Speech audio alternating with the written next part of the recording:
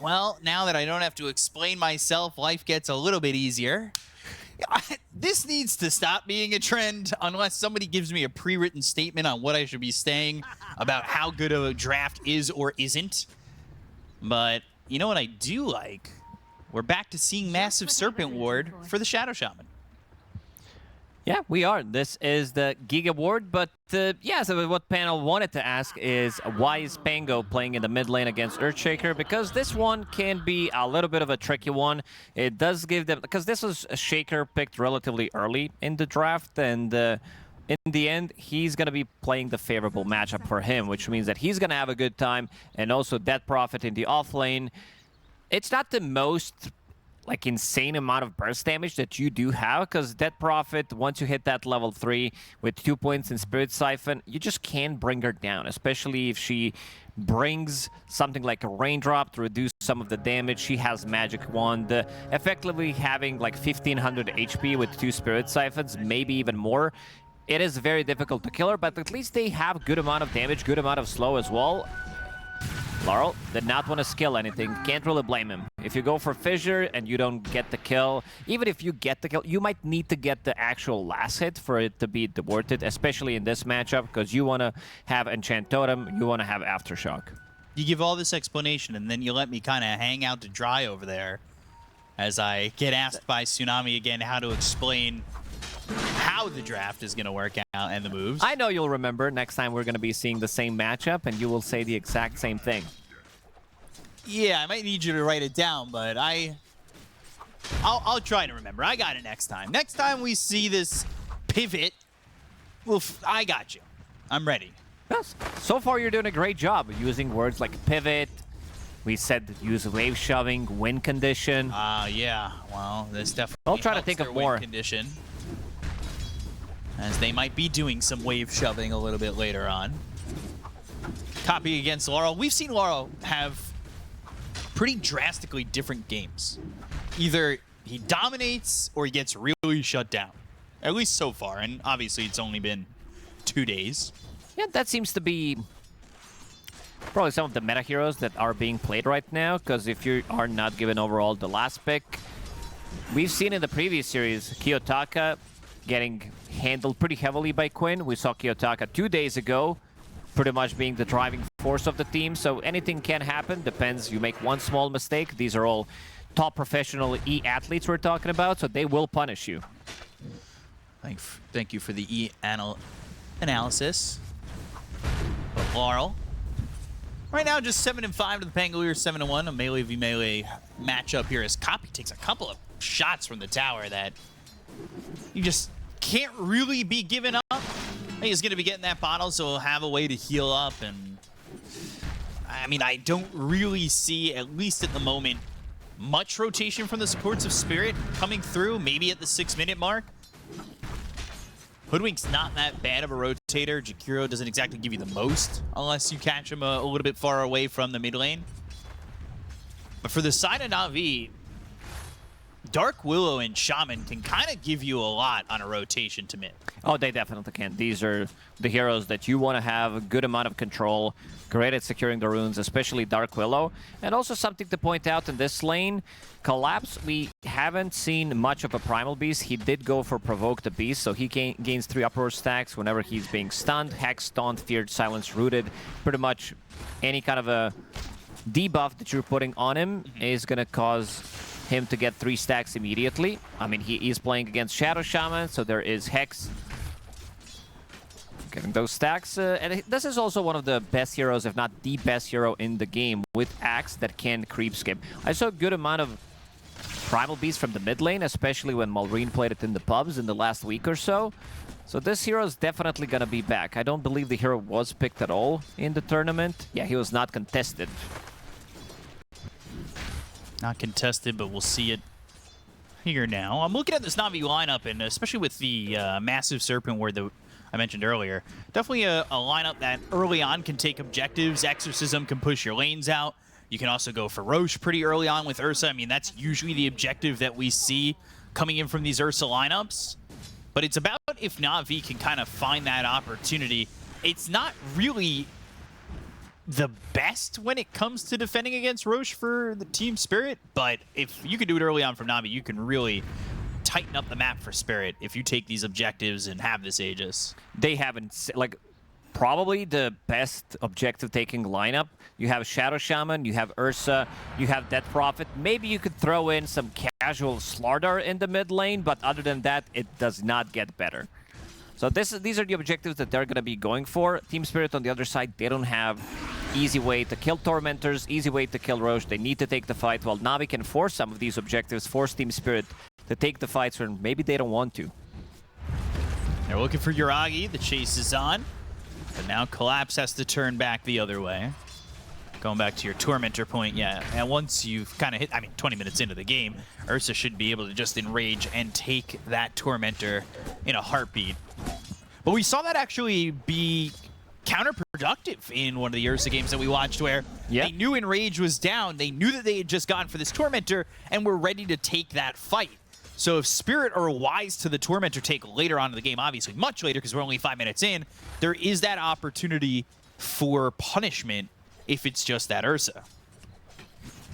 Teams definitely got better than this. In the previous patch, we saw a good amount of, because Beastmaster was super popular, one of the most contested heroes. We saw Beastmasters going for Roche relatively early on. Yatoro, Stick, Raindrop.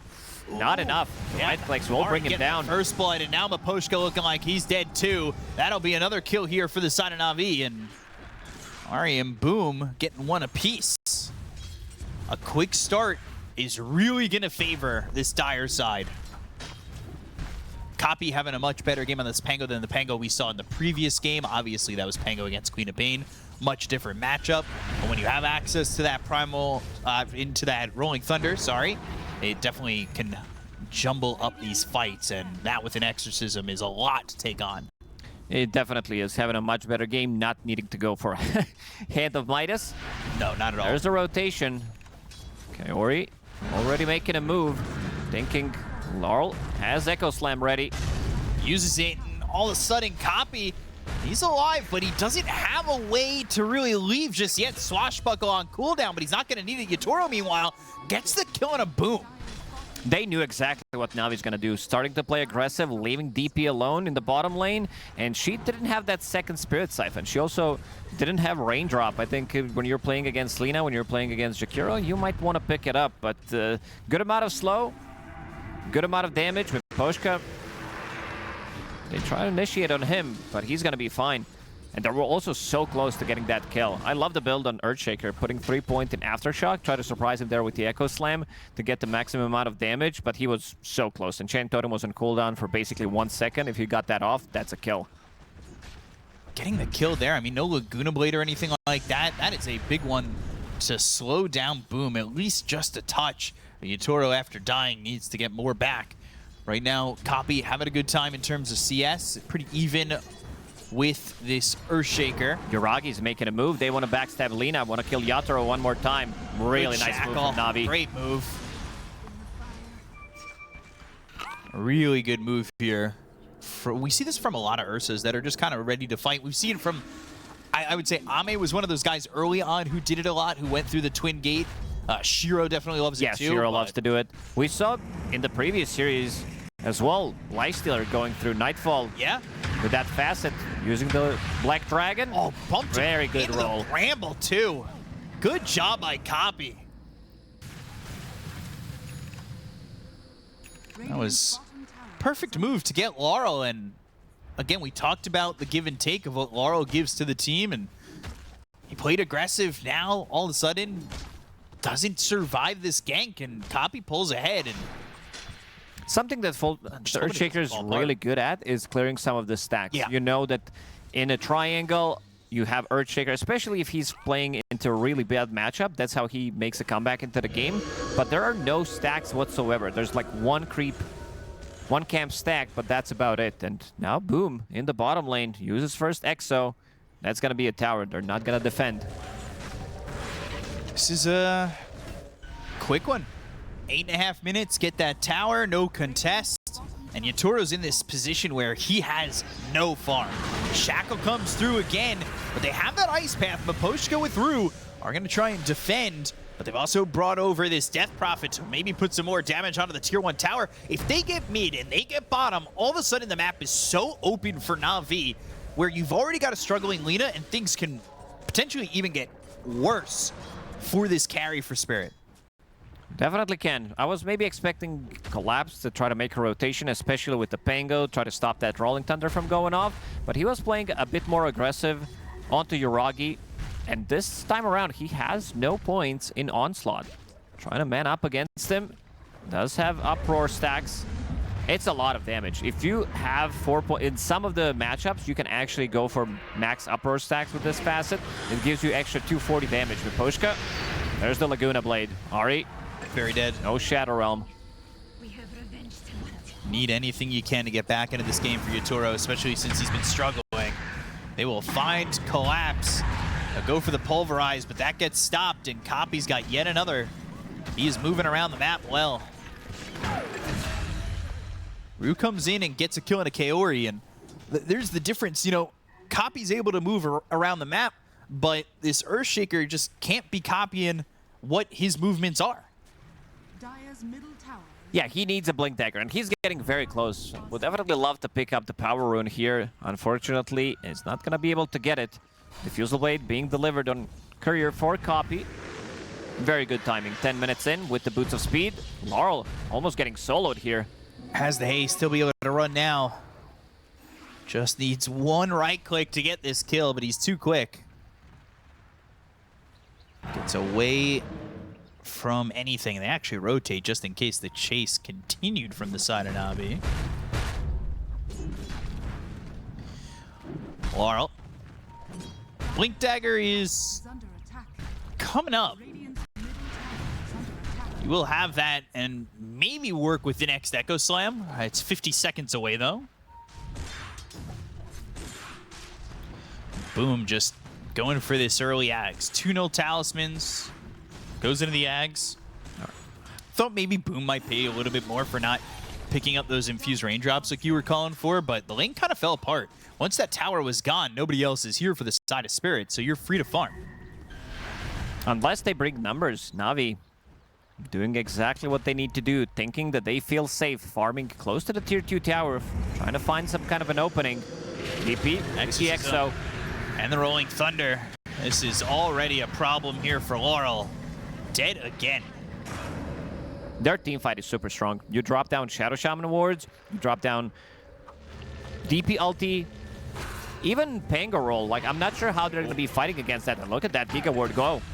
Giga Ward is going to be handled, though. Easy 240 damage, 250. Good gold for Rue. All right, let's talk about the neutral items. Sister Shroud. I was about to point that out. We only have 4. You're playing against Ursa, you're playing against Earthshaker, Lina.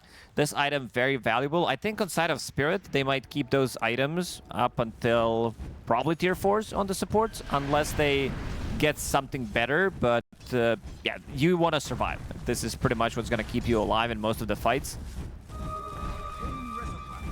See if it can keep them alive. The game is pretty close, but the aggression from Navi is certainly being felt. Trying to use that Giga Ward to get mid, ended up at Rue got it. He got a big chunk of gold for that. And I want to talk about Rue because we have really seen him shine at points so far through this tournament. I mean, yesterday, when they were down a big chunk of net worth, him on that Shadow team and the itemization and his positioning really made a difference in that game. And him on this Dark Willow, or him on this Hoodwink is going to be something that is going to be very important. We're going to have to see him land some important bushwhacks, sharpshooters, and he's a big part of this Spirit lineup. Did manage to get 2 snipes with the sharpshooter, and now starting to stack a little bit more in the triangle. Laurel has Echo Slam. If the game's going to be slow, he just might echo this and say, screw it. We're going to be playing for a bit of a later timing. Seems like that's not going to be the case. He wants to save it for now. Mipushka is going to help him out. Doesn't need it. Look at the difference in stacks, too. This is why the game is still sitting close. 12 stacks to 3 stacks. Gold being gotten by Spirit, and they're actually going to give this Ancient stack to Collapse. They want him to have this early BKB, pretty standard item here for Primal Beast. Just allows you to be very free overall in these fights. Yeah, you are playing against a lot of the things that you don't like to play into, especially Bramble Mage. This is what kind of kills you. You're playing into Shadow Shaman, so really not surprised that he's going straight into BKB. A lot of the times, Blade Mail is a good item, great against Pango, Ursa, DP especially. Good bushwhack. Hits that Sharpshooter. But they go to the Exorcism. They're going to catch Rue just a little bit too far out. There's nobody here to really even deter this push in. They used the Exo. I was a little surprised that they wanted to commit that, knowing that they had the numbers. They already got the kill. Maybe it was not necessary to go for the Exo, but it is what it is. It's an objective for them. But you know what? Yeah, they're going to utilize that. Yeah. Go for Roche. You have the gigantic Serpent Ward. Why not? This entire time, too, what I really like about Na'Vi is they've opened up the space for the Ursa, and he's just focused, got that Battle Fury, and usually it's Ursa in this lineup who has to go for Roche, or in their lineups that have to go for Roche. You don't see that here. You see the gigantic ward, you see the Exorcism used, and this Aegis goes on a copy at 15 minutes into the game. Ooh, not something you see every day. Pango doesn't get priority in most of these situations. This might be one of the only time where you see Pango with the first Aegis, because you don't play him as a carry from the mid lane. He doesn't really get priority. But nicely done by Navi, using what is left on that Exo. Giga Ward. We said at the start that they're very good at taking objectives, and this is before Ursa even gets involved. And the way that they've been playing makes me think that Yuragi's just going to continue to farm here. I mean, obviously he wants the Blink Dagger, but I'm wondering if he's going to farm even longer than that. Does he go Blink Dagger, BKB before he even gets involved? Because usually the indicator is, right, you get the Blink Dagger and you want to be fighting. Yeah, you want to get some extra, like, Lina, she's building into Maelstrom, Falcon Blade. I see Boots of Travel to be anywhere on the map, replenish her mana, try to help out the team. Laurel, he's waiting for the Echo Slam potentially. Boom is isolated for the next couple of seconds, but the rest of the team, they're coming from the back. Copy, back and Rolling Thunder's ready. Here. They know who they need to target, and it's going to be Rue. They hit the Terrorize only on a Maposhka, but it's enough to get the kill, and immediately Copy, knowing that there's no fissure, just TPs away. Good movements. They got that pick off, didn't commit too much. And they still have this Death Prophet top of the net worth. Yeah, we talked about how it's a good Blade Mail game, and that Primal Beast needs to get the BKB as soon as possible. So he just finished that, and we'll be going back still for the Blade Mail. That extra bit of armor, extra bit of a time where you can't be focused. You might deter either Ursa or Dead Prophet from attacking you. But Navi is going to hit a pretty strong timing. They have this Aegis for another 3 minutes, plus also Tormentor's going to spawn, because they also killed Roshan relatively early on. It does give you a super strong timing on a second rush, because Navi's going to be the team controlling Roshan and objectives in this game. Assume that ends up going to Ursa if they do get the control and Havoc available for them when they get there. But the question is, Spirit, how are they going to respond to this deficit and this Aegis? Right now, they've just been kind of sitting back and farming. They really want Yatoro to get something on this Lina to really work with. And right now for Yatoro, it's Maelstrom, Boots of Travel, and the Falcon Blade looking over at a Hurricane Pipe. Wants to keep the distance against Ursa, against Pango, against Death Prophet as well. This is a big kill if they can get him, but can they kill him twice? Yeah. Can't even get him once. Collapse did not want to commit with the Pulverize. Probably wanted to have it for the second life, but there was no real follow-up. No Rue, no Laurel. I want you to take another look at Lina's quick buy, by the way. He has got everything planned out to the point where it's got all those items. 16 plus 16. 8 items plus 16 more. He's queued everything up for the rest of the game, and there won't be any changes, surely. I don't know if I've ever seen that before, all queued up like that. This is something that K1 did back in the days. Like, he knew the itemization and pretty much never changed. Usually it was Hand of Midas into Radiance, and then you had a bunch of other items. BKB popped and Collapse. Yeah, the Terrorize was thrown, and with that BKB, he doesn't get feared back towards anybody, and, well, they still had this Aegis. Pango is in on it, but the BKB down for Collapse means he's not really going to be looking for a fight. Why play so aggressively if you can't survive without the BKB. Spirit haven't exactly found the right positioning to go for anything just yet. It's been pretty much only aggression coming in from NAVI. But again, you're trying to kill a Pangolier here by taking out his Aegis. You'll get the first life away, but the rest of the team is here to follow up ready with that NAVI. They've got the LSA, they'll go to the Laguna Blade, they land the Ice Path, but can they get the kill? The Bushwhack is connecting. Rue locking them down to get the second kill on a copy. That's exactly what Spirit needed. The rest of the team was here for NAVI, except for this Ursa, who's down over at bottom. So the response wasn't exactly fivefold for them.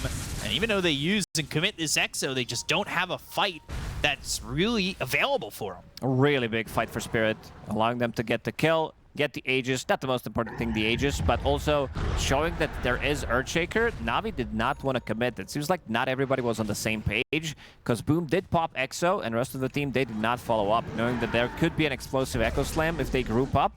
It seems like Yoragi, as you said, doesn't want to take the fight until he gets his BKB. They're going to go for him bottom, though.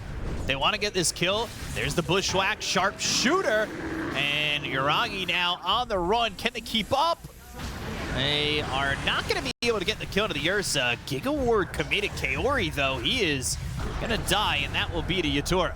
Collapse looking maybe if this Ursa had stayed, but he left, and Yatoro's also not only going to get that kill, but an extra 260 gold to pick up that massive Serpent Ward. Ari, he's nearby where the Tormentor just spawned. They've also got Boom in the vicinity. This is an objective we talked about that NAVI want to be controlling.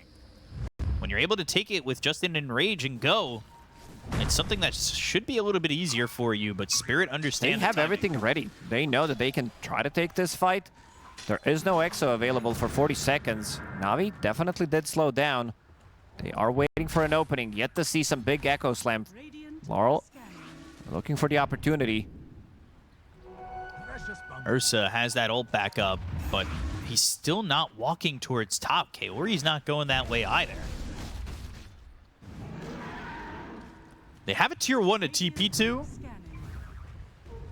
Ursa's got a TP. Shaman's going to have one in 8 seconds. But they're going to go for this Tormentor. They'll get it. And a shard for Miposhka. And everybody just TPs out. So kind of a missed objective for NAVI. They lost a lot in the last couple of minutes. First that fight in the triangle, and now losing Tormentor as well. Leaving a lot to be desired from NAVI, because they had a lead that I thought that they would capitalize more on. But it just, I don't know. I thought you get Blink Dagger on Ursa, you're looking to go. He's kind of sat back and looked to continue to farm. Kaori, what a dead to play the from trample, and he'll He knows that they have no BKB piercing tools, gets that BKB, kills Kaori, and TPs out while dragging the whole team on top of him. So you can see on the minimap exactly where they're farming. Laurel is farming the mid lane, Yatoro in the top lane. So that's going to give them another good 1,000 gold, because the rest of the NAVI, they need to spread out, try to get something done, try to get some extra farm. Because without Shadow Shaman, they're not going to be taking the fights. And in the last couple of minutes, Spirit managed to stabilize the game pretty heavily. baiting this haste rune. No, just deny it. Copy not happy with this one. He kind of thought about going for it. It was walking that way. Amplified damage and a haste would have been potential for devastation. Boom. Gatekeeping happiness there, and it doesn't want to doesn't want anybody to pick it up. Net worth even. Only 15 kills up to this point, too. Bit quiet. Currently just, I think, waiting for this BKB on Ursa, and he's got the gold in just a second. He'll have that BKB to work with, but will they force the issue when he grabs it? Another Giga Ward to push some pressure onto the tier 2 tower over bottom. Boots of Travel picked up for the Earthshaker. He could be here if he needs to be. And he will TP over. They go to the Hex. Now the jump in. It's on a collapse against the BKB off. He'll survive for now. Lina's also coming in with the boots of travel. They'll find Boom, get the kill, taking the Death Prophet. Look over Kaori. He'll die too. Laro helps to get that one. Now they've got the Pulverize on a copy. The LSA is going to follow it up. And with the Ice Path down, they've got 3. A good defense from Team Spirit. And again, no Ursa in the vicinity. He's got that BKB. He has that Blink Dagger, but still away from the team who are pressuring the bottom tier 2. Yeah, not sure what we're waiting with this Ursa. Usually Ursa does get involved when he gets the Blink Dagger, tries to control the game before they get the Hurricane Pikes and these kiting tools. But again, Laurel is super patient. I believe the only Echo Slam we did see was the one 5-6 minutes into the game where he popped it. But other than that, he's just waiting. And also the Ursa's Bell usage wasn't really the greatest. He got stunned there immediately, and suddenly he gets the BKB off. Boom explodes from Lina's ulti, and the rest of the fight is pretty much over. Collapse managing to live there. So basically 3 versus 5 fight. You can see on the minimap that both of the heroes from Navi were missing, and they were so far away. They were not even close to that fight. Well, Ursa, he was stepping forward and then kind of just bailed quickly. I don't know. They should have been, I would say, set a little bit better if they were going to pressure that, and they were the ones pushing the envelope there. They drew down the Serpent Ward, and they wanted to go in. But now Ursa getting involved. Here's Yuragi. We asked for him to get involved, and here he is. He'll get 2 kills. That's exactly what Yuragi needs. This is what Navi needed from their Ursa. Yeah, finally, he's getting involved. Roshan is going to be up in the next 45 seconds, up to a minute. And going to be on the dire side. Another Giga Ward. I feel like we just saw the Giga Ward. Yuragi goes in, and Giga Ward down to about half health. Can he pick up the golds? No. Look at the tower damage.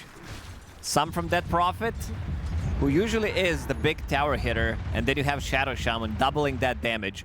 Collapse, changing his item build. Instead of going for Aghanim Scepter, which he did have queued up, he realized that Blink Dagger might be a better option where he can jump in, use the BKB, stop Pango's roll from going off, and then they can focus him down. Yatoro going to finish the Mjolnir. And then Silver Edge is next on the docket. You got a Rolodex of items that you can use here for Lina. But the question is, how does this Roche fight go down? Because the first one was easy for Navi. I mean, there was no contest. They took it 14 minutes into the game. Now they're looking over towards potentially getting themselves a second Roche, which is something you really want. When you've got this Ursa lineup, you really want to be controlling this Roche pit. That first one's really important. It didn't get them too much, but maybe they wanted more. Collapse, he blinks in. He'll hit the LSA, even inside the Shadow Realm. The sharpshooter of Rue will take out Ari. I like how Collapse is approaching the fight. He does not want to commit too heavily, blinks backwards, like behind him, and tries to mini-stun him with the Onslaught, still saving his BKB, saving Pulverize, making sure that both of those abilities are used to try to disrupt Pango during the roll. Dire's top tower is under attack. Picked up a Basher for Ursa. Radiant's middle tower is under attack. Going Ags next. Fissure lands. You've got the totem now. Rod of Atos. That'll line up this Bushwhack. Kaori gets hexed, and, well, Rue getting that kill into the Shadow Shaman. Very disciplined fights from Spirit. Again, Collapse, knowing that they can't really lock him down from 100 to 0 unless they fully commit some DP ulti. This time around, Shadow Shaman was the one who was getting jumped, so doesn't need to be careful about that. And as soon as he can get his Uproar, which with level 15 talent, he can dispel himself against some of the annoying things. Not if he's silenced, not if he's hexed. Copy. This is the big pick off. Pulverize in the Laguna Blade. Sharpshooter, quick kill. And X is going to be committed here, but they go to the Hurricane Pike onto Yuragi. So Curse Crown, Collapse. very patient on the BKB, but did he wait a little bit too long? He's taking a lot of damage from Boom. The fissure blocks him out. That'll give him some space, but the BKBs run out on him. Blink in and goes for 2. Uragi's got collapse in the Bushka, and now he's looking over at Yatoro. But Boom is in. Hurricane Pike once again. The right click damage flying through. They're going to buy back on the Bushka. They'll look to have the Jakiro back into the fight. They drop down this Echo Slide that's going to land on the Dark Will as well as this Ursa. He'll enrage. He'll run. The Bushwhack only held him down for a second. They'll go to the Giga Ward as well as the Shackle. Laurel, he is shackled up and killed. So they get themselves another. They bought back on the Jakiro in a really good fight from Na'Vi where Ursa takes advantage and gets a couple. Finally, again, Ursa gets involved, manages to get out of the trouble. They're still yet to kill Ursa. Uragi really pushing the limit there, getting in, getting the double kill, and managing to blink out. This is what we've been waiting to see on this Ursa. Did see an Echo Slam, but it just did not do enough damage, no. And also, now Roche is up for... It's very easy for Navi to choose where they want to be taking the fights. They use Exorcism, Team Spirit. They do not want to engage immediately. Then you have Rolling Thunder. You have Giga Ward as well. Rocking Roshan's Roar. Down to 75% HP. Yatoro. No BKB for 25, but still deals an insane amount of damage. Really nice Bushwhack. BKB in 14, 12 now for Primal Beast. He could use that onslaught in. Maybe be a problem if he's got the Pulverize. Spirit waiting for BKBs to come off cooldown. Whose positioning will be better? Can Spirit find their spot? Can they get into this Roche pit? Because they just lost that fight, but they didn't end up losing out on the potential Aegis. This is getting a little dangerous for both these teams. Uragi's farms slowed down a little bit because he's been involved in these fights in terms of just farming, but now he is, he's got himself that shard, and now he'll look for the axe. But while they back away from the pit, Spirit are in, and he wanted to get out, but the Fissure blocked him off. He wanted to leave here. He ends up getting thrown. Be careful. Now they've looked and they've controlled up Maposhka. Yatoro is just going to burst him down. Yeah, he's got the damage, but does he get Boom? He can't get up out of the high ground. Maposhka for Boom is quite the trade, but they end up getting Rue. That's both supports dead. They've got an Aegis onto the Lina, but can Navi look for any more? Do they find anybody else? They'll TP out on Laurel, collapse. He'll blink away, and they get away with an Aegis, just losing their supports. They did lose Maposhka early, who did buy back in the previous fight, so he was dead for 70 seconds. Still a big victory for Team Spirit. This is what they did for 20-minute Tormentor as well, stealing it away from Navi. We talked that Navi's going to be dictating the tempo of the game when it comes down to going for these objectives, but finding the opportunity, they go in. And something that Dead Prophet's lacking is armor. Like, she's still dying. Lina does magical and physical damage, but it's a lot of right-click. Sitting at only 12 armor, so now he decides to sell one of the items and buy Ghost Scepter. Lina doing 3,700 damage, by the way, to the Death Prophet. Radiant are scanning. Lina has always been a very good counter to Death Prophet, pretty much ever since Dota existed. Same goes for Shadow Fiend, having an ability to burst Death Prophet down. Interesting. So they're going to go, and they're going to try and get this kill, and they will find the Shadow Shaman. The thing that's interesting here is they got the scan onto the Ursa. They kind of know where he's at right now.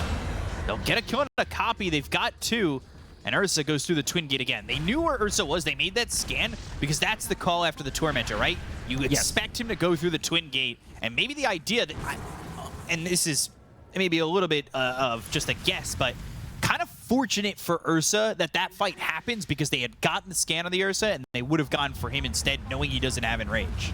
Now, Spirit is so good at reading the map, what's happening, and every single time you show a hero, they're planning how to punish you. Like we saw it in the previous fight as well with Roshan. They hear the roar, they use a scan, they know nobody's there. Immediately, Lina goes in, uses the ulti, and suddenly they have more than enough damage, not just to bring Roshan down, but keeping those fiery stacks and killing Dead Prophet as well. So that's going to be another tower. Team Spirit, after having a really rough early game, managed to make a comeback. And then maybe losing another fight, but still, again, making a really nice comeback with the plays that they're doing all across the map. And now with the Invis, double Invis, Yatoro does have Shadow Blade, so playing a bit of an assassin type of a game. Ari Did drop down Sentry and Ob, so he sees him. Sees him, but now he needs to run. All right, they've got the root. They'll go to the Hex. They've got the Serpent Ward down. Now the Shackle.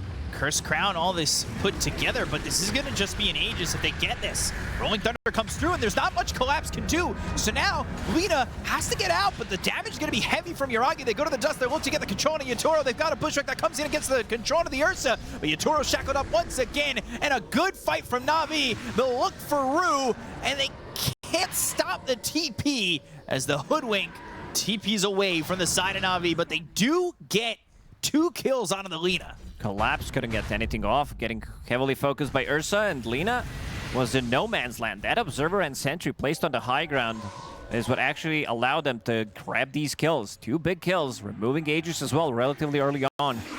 A bit of overconfidence, having that Shadow Blade and just kind of running right at a hero. Once that Shadow Realm went off, that's the idea that, hey, well, you know, we might be found out here, and there might be some help, but both Collapse and Yatoro committed to this, and they had the Shackle, and during the respawn of Aegis, they got the kill on a Collapse. So now Yatoro has no help. And now Laurel's dead. Maposhka, he'll also fall, and one after the other, Navi are getting these kills.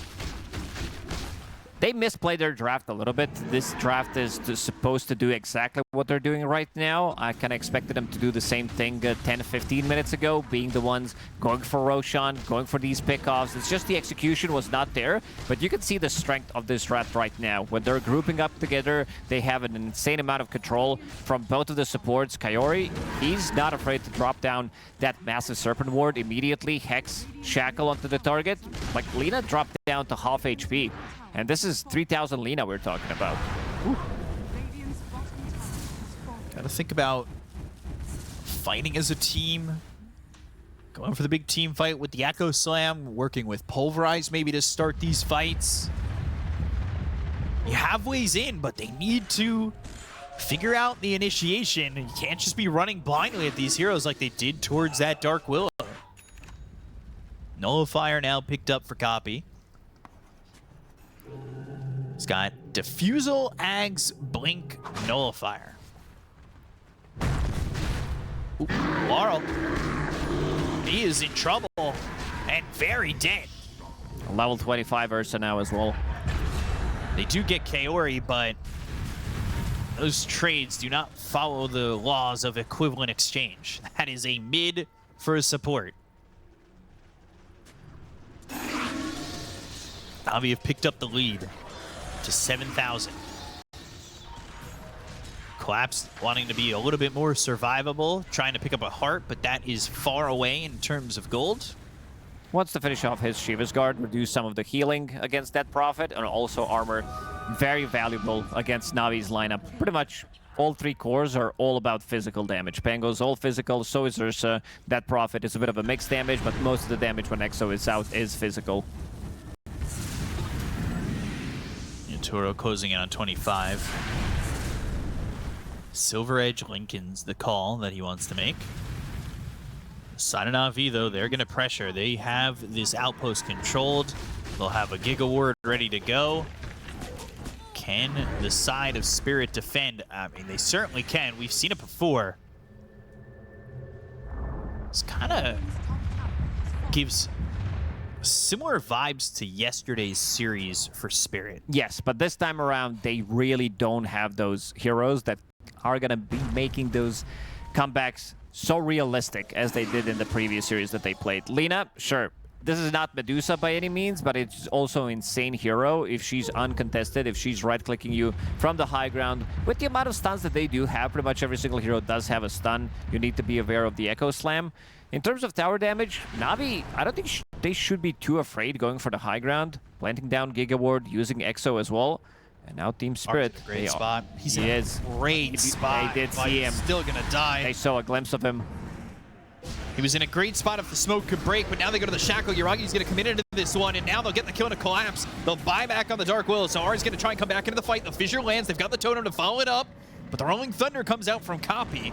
And how far are they willing to go? They commit the buyback, but they will not get anything else. That's worth the trade. I mean, maybe not with the buyback so much so, but to get Collapse seems pretty good for Navi.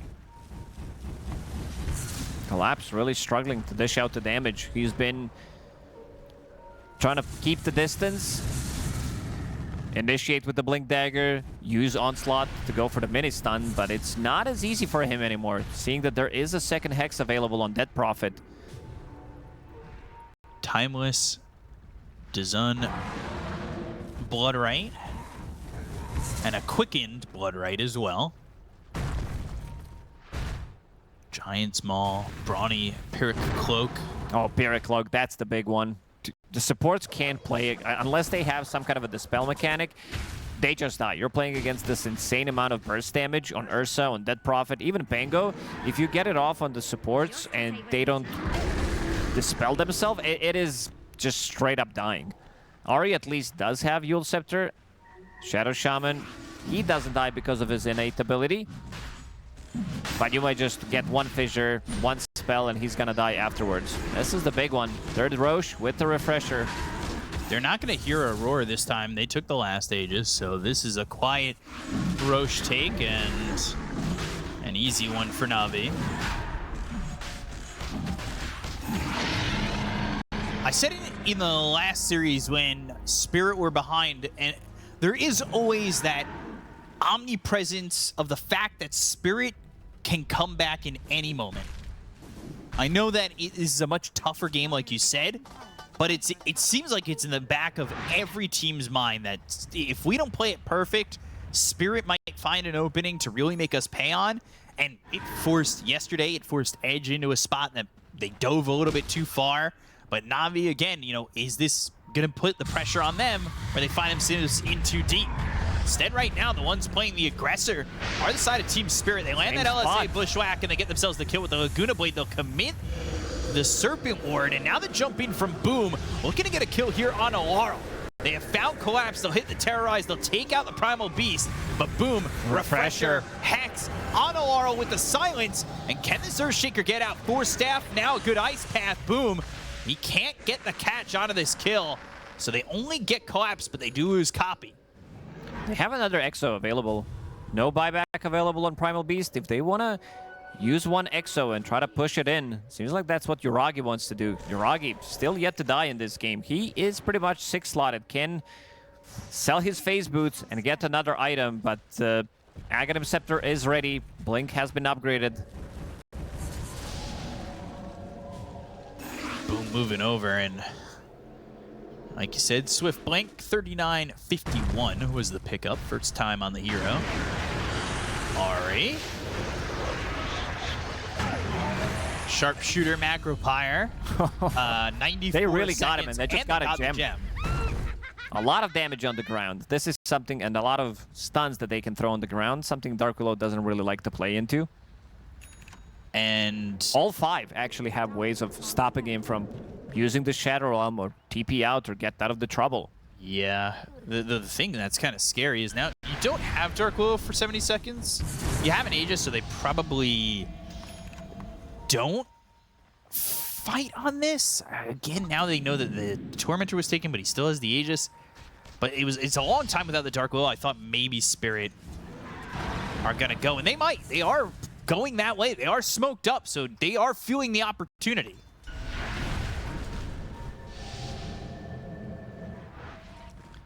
They'll move over and push. They might be baiting something out. Ooh, Harl actually gets smoke broken.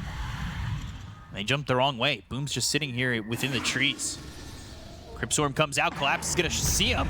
Pulverize TP immediately. They'll go for the jump in. Laurel's got the BKB. They'll get the Kona. Boom, that takes out the Death Prophet immediately. And now he's got buyback. He's going to have to come to the Tier 2 tower. Rolling Thunder. Yatoro low. Gets into the trees. He's hidden. But can he get anything from this? It looks like he needs to just leave. Bushwhack connects on a copy. They'll look over at Collapse. He's hexed up. And the jump in from Yuragi to get the kill. Boom. Gets credit for that. But it will be Copy who takes out Rue. 2 heroes dead on the side of Team Spirit. They don't get Yatoro, though, who survives with a sliver of health. Ooh, it's that gem that they lost. They did not have vision available, and now they're going to be running it down the mid lane. No Exorcism is still up and running. And they've got a banner. Aegis, minute and a half. Lot of time. Kaori looking for the jump in. Lincoln Sphere ready on Lina. Not sure if you saw that one in the previous fight. 200 gold for you, Toro. Dire's bottom tower is under attack. But now they have the opportunity. Boom, not having buyback. If they get the kill on him, this means that the next fight is going to be 4v5 for the 2 minutes. The Willow, too. It'll be a long time. Thinking about the Terrorize. Fissure thrown out. Lakuta Blade used. Boom, BKB, but the jump forward from Copy. Yuragi has 50 seconds, but there is 20 seconds before they get these heroes back on Spirit. They lose the tier 3, but despite the fact that it was a 5v3, they do hold on to most of the base. Things going well for Na'Vi, up 10k. I don't think it's been more than 10k in this game. I don't think so Spirit, they either. always try to find something. Copy's also going to have a much easier time blinking in, or if he's getting blinked on and try to stop him from using the Rolling Thunder with Pulverize, Lincoln Sphere is ready. There was an Echo Slam in that last fight. But Navi did a good job not allowing him to get some big Echo Slams. Not committing, not getting too many heroes around each other. they just missed out on these heroes. Are scanning. That's going to help the survivability now. Boom. He's got Lincoln Sphere. Again, Spirit grouped up across the river. Ursa might be walking into trouble. Fissure, good spot. Ice Path now, the jump. But, oh, the Hurricane Pike puts him over the Fissure. Nah, he was fine anyway. He has BKB, he has Enrage, he has Earthshock with Enrage. Super tanky. Not sure if they would be able to get the kill anyway. Is it a blessing in disguise? Might have been, like this fight, because the rest of the team was ready to back him up, and now they're going for the mid lane. Again, no buyback available on Boom, so he needs to be slightly more careful. Lincoln Sphere available on him as well. Blink, jump, now they look over. Ethereal, but the sharpshooter comes through. All of a sudden, Ursa trying to get the kill. They've got the Abyssal Blade, but the Force Staff's going to be back onto Yotoro. Now, can they get the control on anybody here? They still have got this Giga Ward hitting away. They got the mid-melee racks, the Rolling Thunder into the Blink. That connects to look for the Hex and the Terrorize. That'll find Collapse, and he will die, but he's got buyback. Yuragi with the BKB going for a second will finish off this mid-set of racks, but they've got the Rod of Atos to pop this Lincolns, but do they have anything more? Fissure, nothing to control Yuragi, and they will finish at least a set, and they don't lose anything. Usually you would see Dead Prophet going in using the Exo, but considering that he doesn't have buyback available, he does not want to commit. He's really keeping the distance. BKB not ready on Ursa, but seems like they still want to be taking the fight. Abyssal is ready. They need to be find careful. the target. They know exactly where they're at. They'll jump in. They've got the Hex, but do they have the Shackle? Not yet, but the Primal Beast connects, and that's going to allow the Shackle to come in. They've got the damage. They'll take Rue and Yotoro out. Buyback not there for the Lina, and this is Na'Vi with the best advantage they'll have yet. Copy. He's in the front line. Yuragi in again. Maposhka dead. Beyond godlike for this Ursa. They need a big jump. They need a big Echo Slam. Can somebody buy time? Problem is Ursa has Aghanim Scepter, so you're not going to be killing him. Not unless you have some kind of a silence or some kind of a follow-up stun immediately, but still status resistance is going to kick in. And a very, very difficult game for Spirit. 21,000 net worth deficit, 50 seconds without this Lina. Bushwhack connects onto the Ursa, but does it matter? They will drop the Giga Ward top.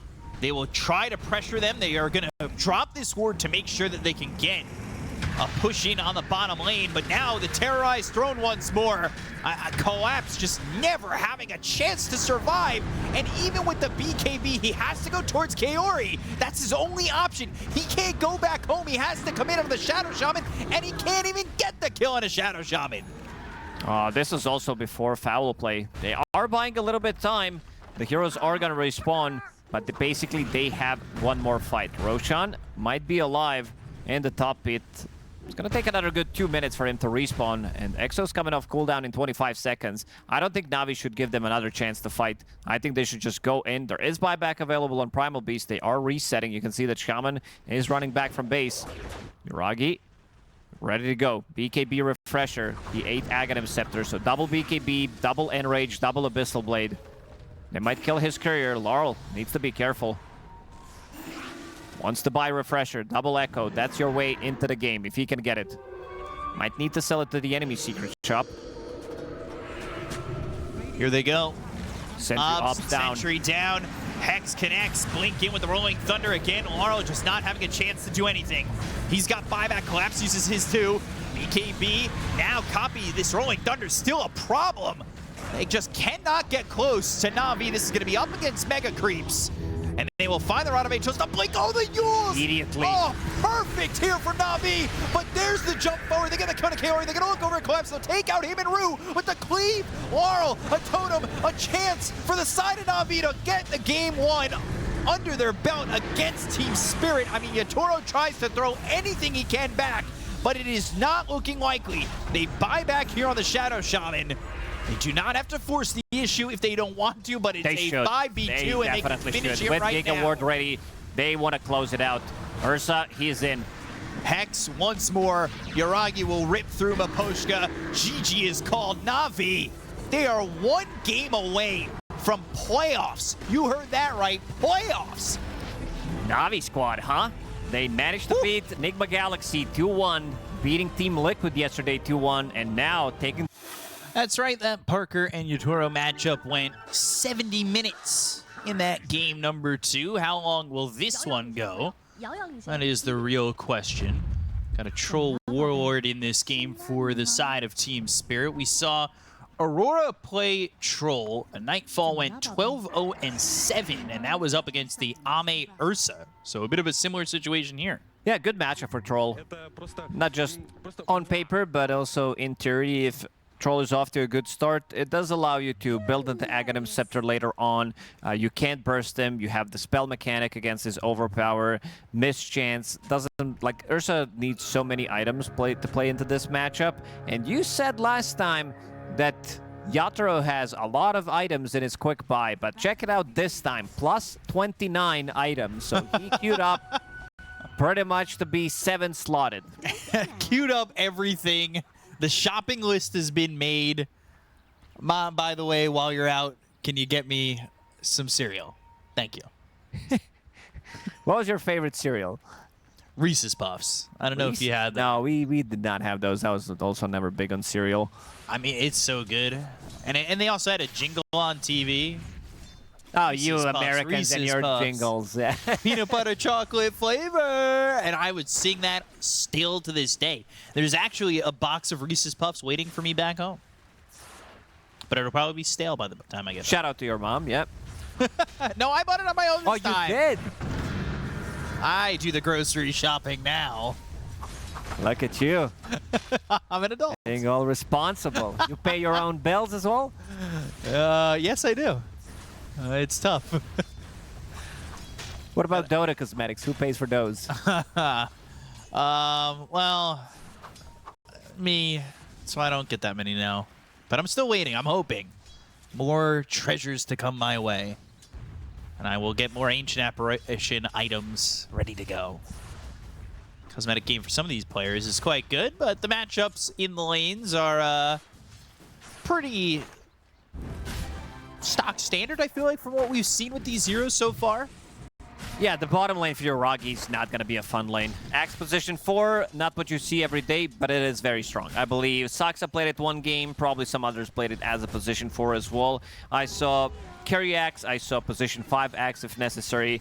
Just Enigma is good enough to deal with Ursa in the lane because you can't kill those Eidolons quickly, and the constant harassment from axe with the battle hunger. I also could see Rue to get Berserker's Call at level 2 just to have, even without having a point in counter helix, just so that you have extra bit of a control. And he did go for counter helix, never mind that. I thought he might just call him for extra damage that it's gonna come out of the Eidolons. It is pretty much unplayable lane for Ursa. He's definitely gonna need to recover in the jungle.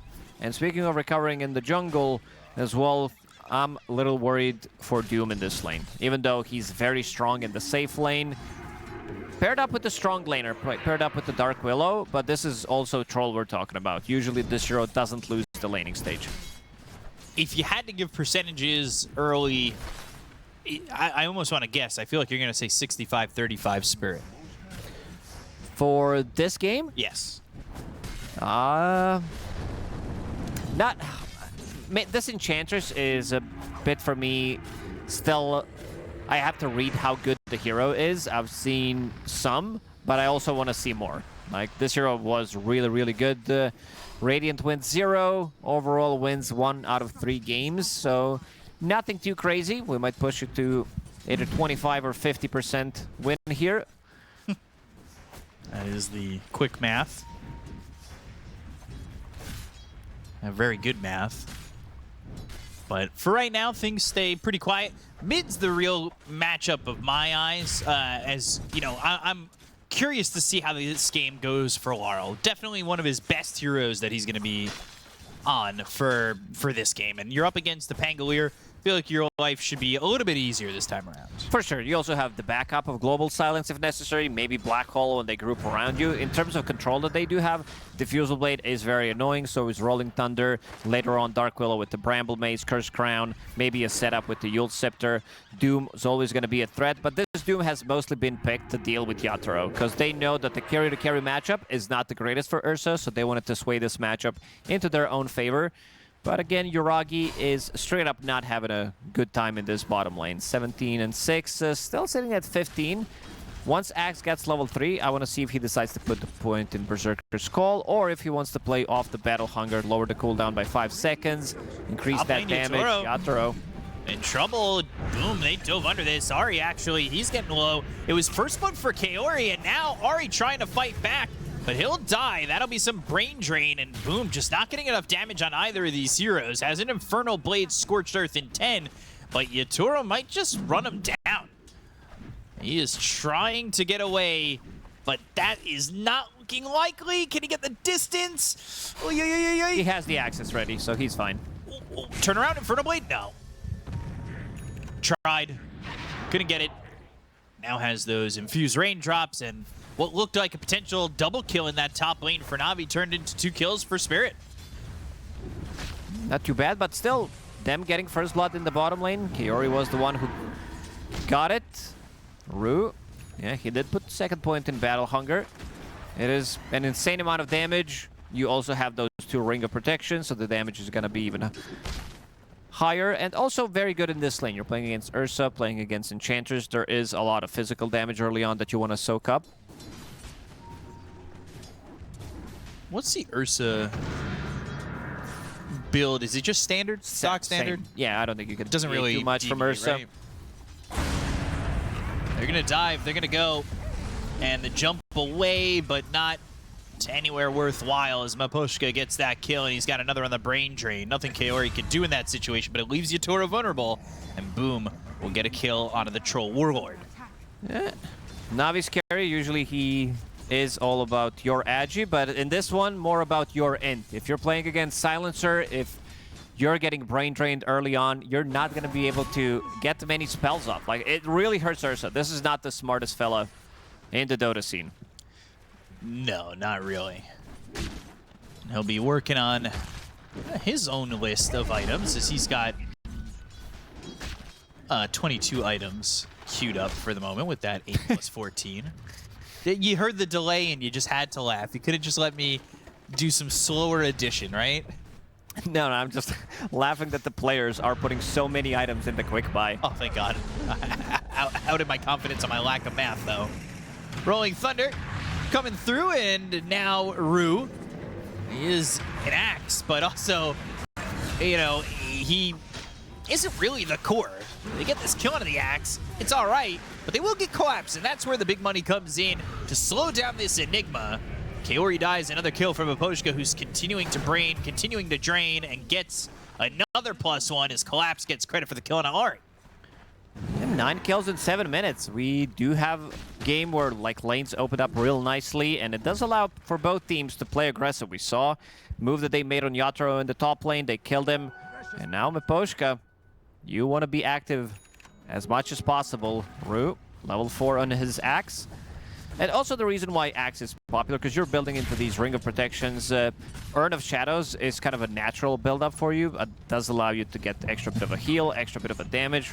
You're playing off your Battle Hunger rather than using the Call. You can also stack nicely in the triangle. And you can also get a good amount of farm. If things are not going your way, let's say you have self-sustainable offlaner like Enigma, you can definitely farm some of these camps because you have so much armor, not really taking too much damage. Again. Yuragi's again in the bottom lane. I think he needed to go to the jungle maybe even a minute and a half ago, because this is straight up not fun for him. It is fun for the viewers to see Ursa die multiple times in a row. A lot of Lose Ursa that end. haters. Slowing down Boom. Kaori's going to come through. They'll try to find Yatoro as Joe. Oh! Oh! We already have that. See ya! We already had that thread earlier today with those sounds on Reddit, Benjamin. You don't have to moan. That was a great juke. That was more of a gasp. I went, oh! But man, right through the trees. Well, you know. Yeah, tower gone in the bottom lane. Collapse. Managing to get the last hit, I believe. And Larla is continuing to farm up on the other side of the map. Collapse is the big one. Black Hole is ready. Does have also, like we talked about, Storm getting the free entry to the fight while having the Global Silence. And Global Silence is ready 9 minutes in. We'll have the same thing with the Black Hole. Not bad. Not bad at all. No smoke. Make a move towards top. See who they can catch. Arl and Miposhka. Do they use the Global Silence just for Kaori? They might use it on first jump, so... No, not on Kaori. It shouldn't, but maybe they just, you know, sometimes you're a silencer, you just let it rip. Just in case, but now with Boom showing, there's the Vortexing. Global Silence gets committed. Yatoro's going to go through with this. He's also got some help from Rue, and that means Boom is dead. Kaori on the run, but the call connects, and this should be a second one here. No level 6 for Rue, so no Culling Blade, but that's another +1 for Miposhka, and he is already sitting at 7 brain drain, 10 minutes in. Black Hole. TPing in, he wants that in? Yeah, he TP's in for the +1. That's well worth the value of a TP. Why not? These are not the heroes that have the biggest mana pools. Like Doom, Ursa. Ursa lost 2 already. Gotta cue that shard up immediately. Try and grab yourself some extra brain drain. Doom on to the Storm. Should be enough to grab the kill there. Should be, but Wants Boom the XP. is still dead. Culling Blade came in through first to kill off Boom, and now can they get anything else? Rolling Thunder gets committed. Rue trying to go over to this Ancient stack, but with Copy coming in with the Swashbuckle too, they'll get the kill on a Rue. Meanwhile, in the mid lane, Collapse. Trying to get to tower, Kaori, even with all those Eidolons, manages to get the deny. A little too deep there. I also thought that Storm might try to run away so that he doesn't get the XP before he dies. Man, this is the dream silencer game. Miposhka moving from lane to lane. He's been involved in all 10 kills, stealing 9 brain drain out of the 10 kills. Wow. Gotta switch the build up. Become the core. This is quite the amount of brain drain, and might be more. Wait. Miposhka. He's gonna. He's hustling. He wants to get this +1. He's dead wait, anyway. Wait, please. All right, I'm here. They waited all that time. +1 on the brain drain. Infinite scaling lineup. Axe getting all that extra armor, and Silencer getting all that extra int. Kaori is level 6 here, but he can still die. The damage over time is insane. Urn, Battle Hunger is level 4, and then you have 4 points in Arcane Curse. Collapse. He's got Blink. Waits for his moment, blinks forward, looks over at Boom. Miposhka not committing too heavily because he just wants the brain drain. He's off to the side. Global silence as well. And there's the kill on a boom, but the look for Kaori. Yatoro not going to Oh, no, copy. it's the same spot. No! We fixed that, but we didn't. He's all right. Well, he got the double kill. He killed Collapse. Global Silence gets committed. Yatoro going to try and hit down out of this Pangolier, but they'll have some help from Kaori. They'll also have the Dark Will, and now Yatoro's gotten in a little bit far. They'll look for the Bramble Maze and the damage, and Yuragi gets the kill onto the Troll. I guess he didn't see him uphill, so didn't stop Rolling Thunder from going off with the Global Silence immediately. But these are the type of fights that you want to take early on with Team Spirit's draft. Collapse did have Blink Dagger ready, but Black Hole was on cooldown, unfortunately. Just a little bit more time now. He's got it. Copy caught. Looking for the Terrorize. That lands, but Ari... Oh, dead. Miposhka now on a mega kill streak. 12 brain drain. He has mana boots, level 9, and sitting on 1,000 gold 13 minutes in. You blew it! He's just so I mean, it's smart. really starting to add up. Can we see the damage there? I think the highest damage is going to be Axe and Silencer in this game. It might be. Yeah, the brain drain is adding up. It's not like it subtracts, so... Got that smartness. So you add 1 + 1. That's the easy addition. That's the quick math. Yeah, you were so happy. Once he starts getting 3, you lost me. Yeah, 8,000 damage coming out from him. The highest damage, and Axe, very close. 6,000 damage from him. Ursa's almost got this Battle Fury. Similar timings. Oh, Miposhka here again for another +1. Certainly. Kaori, though, healing, silenced, and running. But they've got the Malefice, and... Once the heal is out, you're gonna die. It's way too much damage. Wait. Dunk him. Oh, Holding. Don't want to get it wrong. There it is. +1. And some more coats of blood. They should have got Legion on this team, too. Legion, Pudge. What else do we have? We had Clings before, I still remember. With Back the in the permanent day. damage. We want more, though. More infinite scaling. Does Storm technically count? Yeah, Storm counts. Yeah, galvanized stacks? Yeah. All right. Just stay alive. That's where we're going into the BKB after this Battle Fury. Crimson Guard for Boom is the name of the game, and a Midas for Collapse post Drums Blink. So expecting this game to go a bit longer. Yeah, they have no tower damage on the side of Navi. Doom doesn't deal it, especially if he goes for auras. Carry Dooms, they do deal it with AC, with Echo Saber double hit. They can definitely deal damage. They take the Alpha Wolf as well, so they have some damage. But with Ursa, Ench, Pango, Dark Willow, and Doom, you really don't have much. So Spirit, thinking that this game, if it's going late, they want to prepare for it. Can't really blame him. Midas is on its way.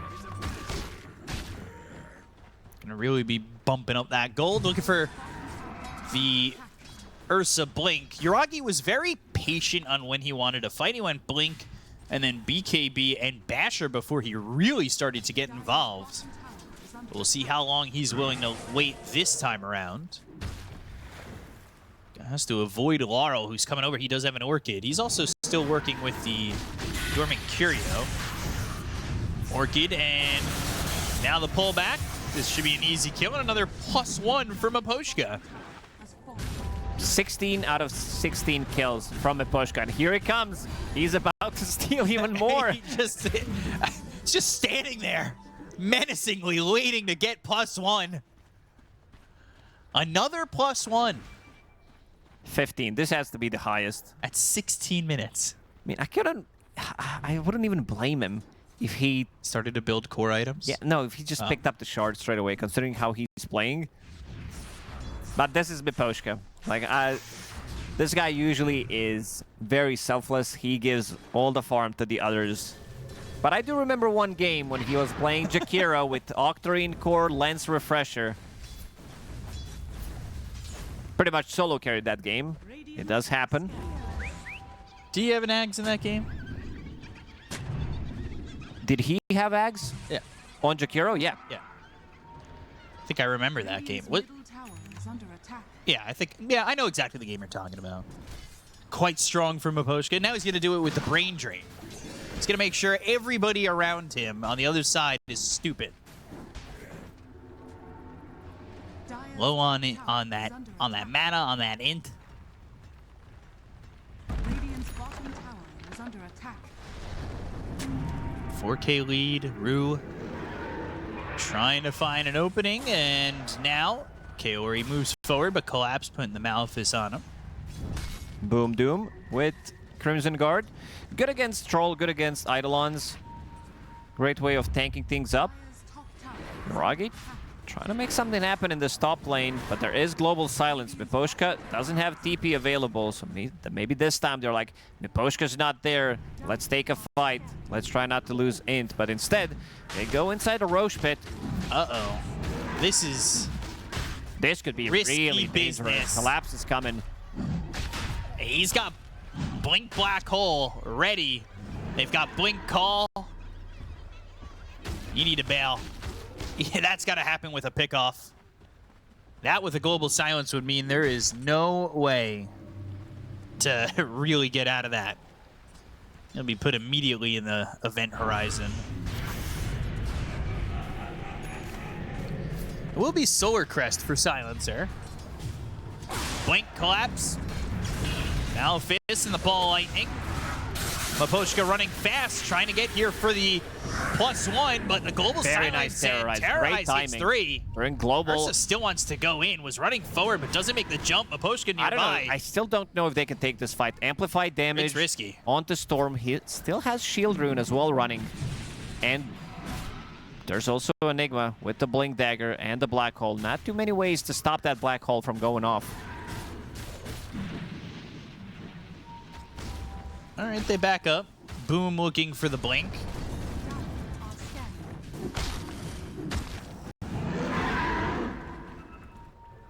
Blink Dagger for Ursa is not what he's going to go for. They are getting first. scouted Bought by the this Mithril Hammer. observer board. They know. Laurel. Copy in trouble. Rue is here, Battle Hunger, and there's the call. Rue goes in, but they'll use the Doom. He was thinking, oh, Pango, I want to save him. I don't want him to get dunked. Not sure if the Doom was necessary, though, especially with Kaori getting close with overprotective Wisps.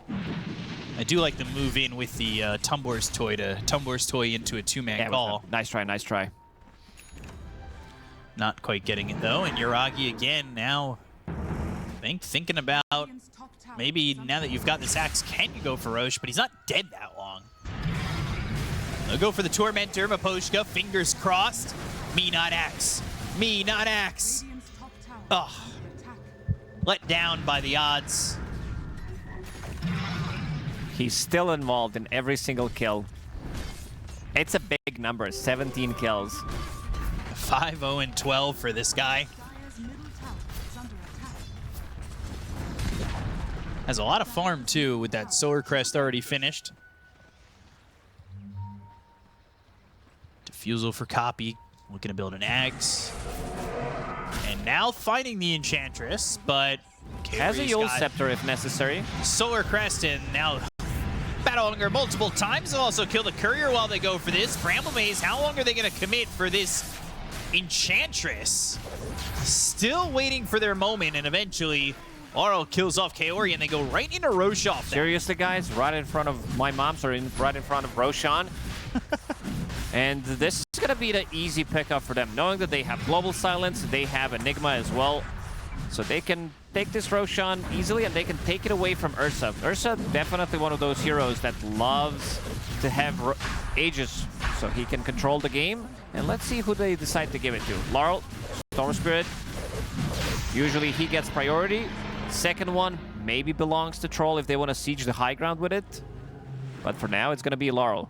Laurel having a really good game. BKB for Yuragi is completed. Blink next, Basher.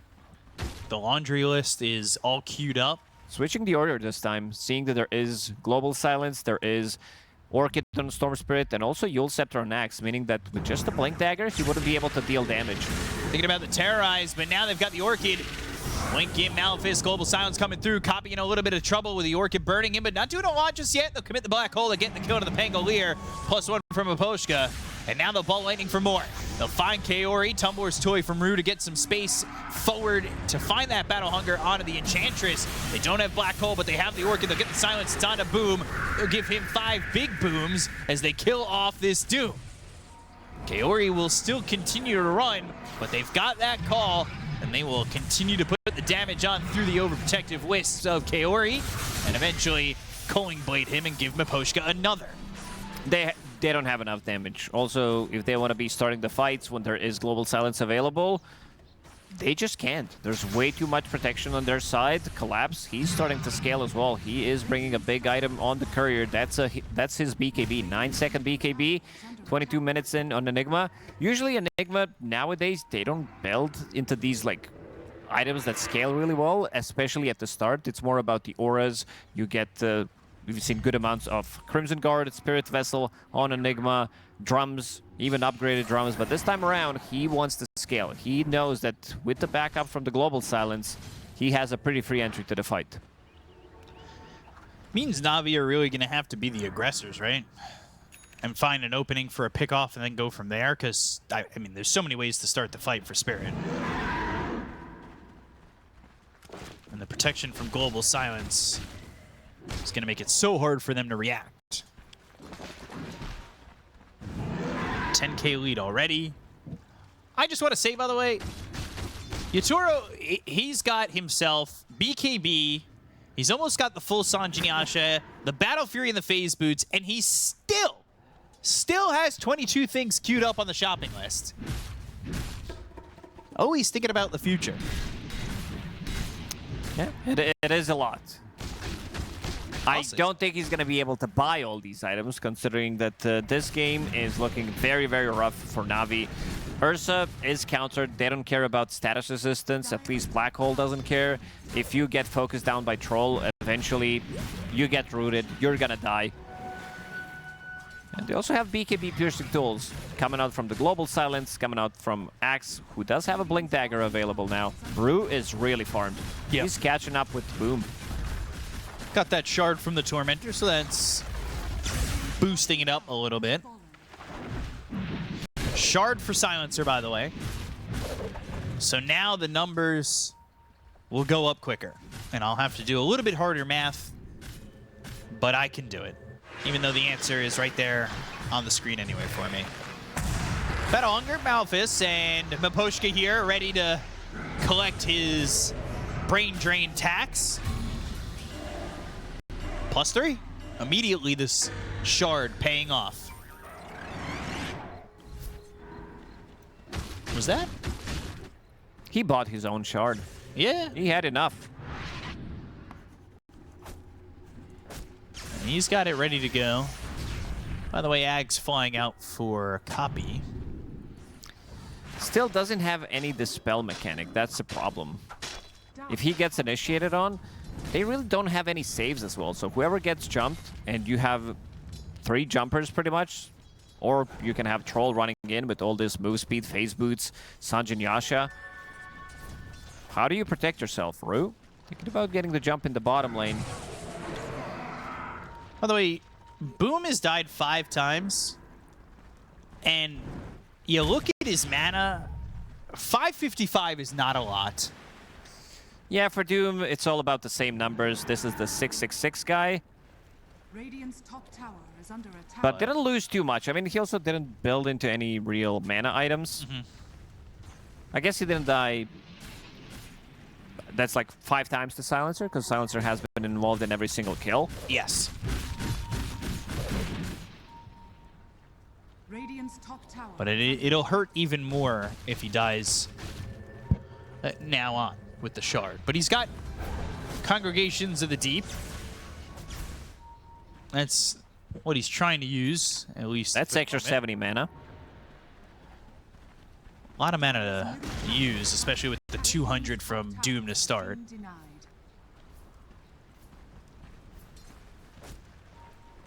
He has 470. 545. Yeah. So he has 10 extra mana. Yeah, you started doing the math a little quicker than me. I got quiet because I was carrying the one. If he gets a BKB, well... he may not have the mana for everything. Now he's over. But now he's got 715. So that works. He's fine. He can use picked up the extra spell. mana from the Gunpowder Gauntlet. Yeah. He can use his spell more than once. Maybe we're gonna see double Infernal Blade from Doom. Scary. So that's expensive, percentage-wise, for his mana pool. Oh, Rue. Rue's in a good spot. Oh, Rue, he's caught. All right, well, what can they do with this? Rolling Thunder isn't exactly on the money. Rue's still running away. They're going to chase in. They'll get the kill into the axe. And now, to the side of Spirit React, Rolling Thunder's going to be down the ball lightning. They'll go in for Yuragi, who already pops that ult. That is a very early ult from the Ursa. Yataro's hasted pretty much. He uses phase boots, he gets solar crested, and he's ready to go in. KB, Global Silence though, Black Hole on the 2. They've got the catch, they'll get the kill and a boom, and Yuragi Yatoro gets the double. They will find themselves even more. Kaori is on the run, but Baboshka's here, and he's the one you have to worry about because when he's there, he's been involved in every kill, and he'll make sure that you don't get away. 31 brain drain. Again, every single kill, he had involvement in it on Miposhka, and he just TP'd to the bottom lane, not getting out of this one. Another +3, right? Ooh, there it is. He's in the range, gets the +3. He's at 34. I mean, they got that double black hole, and that landed onto Boom and Yuragi. But really, Miposhka's just interested in Urinti. He gets the +3. He's at 34. The brain drain feels like it's a lot at this point. I think this is a high number for brain drain. It definitely is. I mean, we were doing math on what Doom can use in the fight. He can't really use much. Down to 679 now. That's another 3 mana. Uh-oh. Another 3 in.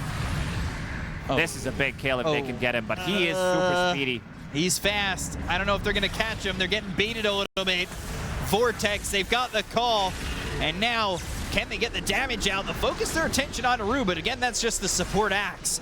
Ball lightning across the bow looking for Copy. Can they get the kill into the Pangolier? They don't quite have it just yet, but Kaori's going to be spotted by Yatoro. They go to the Malefice. That's going to be onto the Dark Will. They go and pop the ult on Yatoro. They get the kill to Kaori with the BKB being popped by Boom. Now they've got the Orchid on Ari. So 2 heroes dead, and Boom will fall 2. That's going to make it 3, and they'll look for more. Ball lightning into the Vortex, pulling in Yuragi. They are just going past the tier 3. He will pop that BKB. He is on the run and will get back into the base, but they chased him all the way. It might be time to call this game. They have no business left. They can't really punch back. We haven't seen Ursa deal damage in the fights. Doom as well. They try to kill Yatoro, but he's way too speedy, and you lose a fight close to your base against Ursa. Black Hole's coming off cooldown. Yeah, look at the damage numbers. Ursa, lowest damage in the game. No BKB, he is dead. Yeah, that might just be the line, the finish line here for Team Spirit in this game number 2. Yeah. Another +3. In this game, there's nothing you're gonna learn. You are not winning this game. It's just, you need to prep. Like, I think you need to be mentally ready for the 3rd game. You had a great game 1, but this game is out of control. Maboshka there and dead, but gets the global silence off. That's actually a 6 times spree, because I believe that's the first time that Maboshka ended up dying. Rue's dead, Black Hole on the 3. They'll get the kill on the Boom. They'll look over at Copy. They still do not have Yuragi. Kaori's on the run from Yatoro, but Ari with the Yules, the buyback committed from Copy. Can they get a kill here on Yatoro? They're still trying to hold on. Laro's dead. Copy got that one. The gem's going to be on the deck, and they look over at this troll. So now Ari, Kaori, and Copy are all chasing, but he is just too quick. All right, not too bad of a hold. I think the problem is they don't have these heroes. They don't have these repositioning tools or anything like that. Sure, you have Doom, maybe with a good Rolling Thunder, but it's... what does Gaimin say? for win probability, I feel like this is going to be 5 to 7%, maybe even less. I think it's 5. It is. A 90... Oh, now 6. A little bit of a hold. That gave him 6% chance. Never tell me the odds. Might just take it.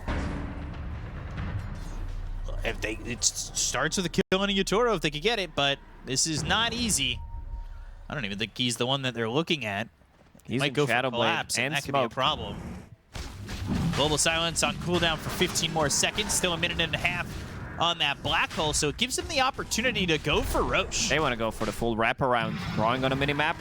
But Black it might hole take them too long when is not available at the moment. no, But they can still take Global the in fight. a second. Good Yules. BKB, Global Silence, it comes through, but they get the Aegis into the hands of Yuragi. They'll look over at Rue. They should be able to get the kill here onto Axe. And they do. Doom onto Yatoro, who's still going in. Terrorize. And the Orchid, they found Copy. He bought back. They should be able to get a kill into the Pangolier, and they do. They'll find themselves Boom. That's going to be 2, and make it a 3rd as they also find Ari. It says a lot about the state of the game where Troll is attacking you while he's doomed, and he doesn't have Aegis at this point. Level 25 now, Rolling Axis pierces magic immunity. Instead of going for Battle Trance Strong Dispels, there's not much to dispel, like in terms of stuns. Maybe Rolling Thunder, Curse Crown, but he can also dispel some of these things after. Sure, if you're like trying to burst him, then this talent is really good, but now he is going for your buildings. This is the last tier 3 tower that they just killed. And other buildings are also open. No glyph after this one. Cleaning up. Trying to force out the GGs. Vortex. The break. Enchantress now very vulnerable, and Rue comes in. They get the kill to Kaori.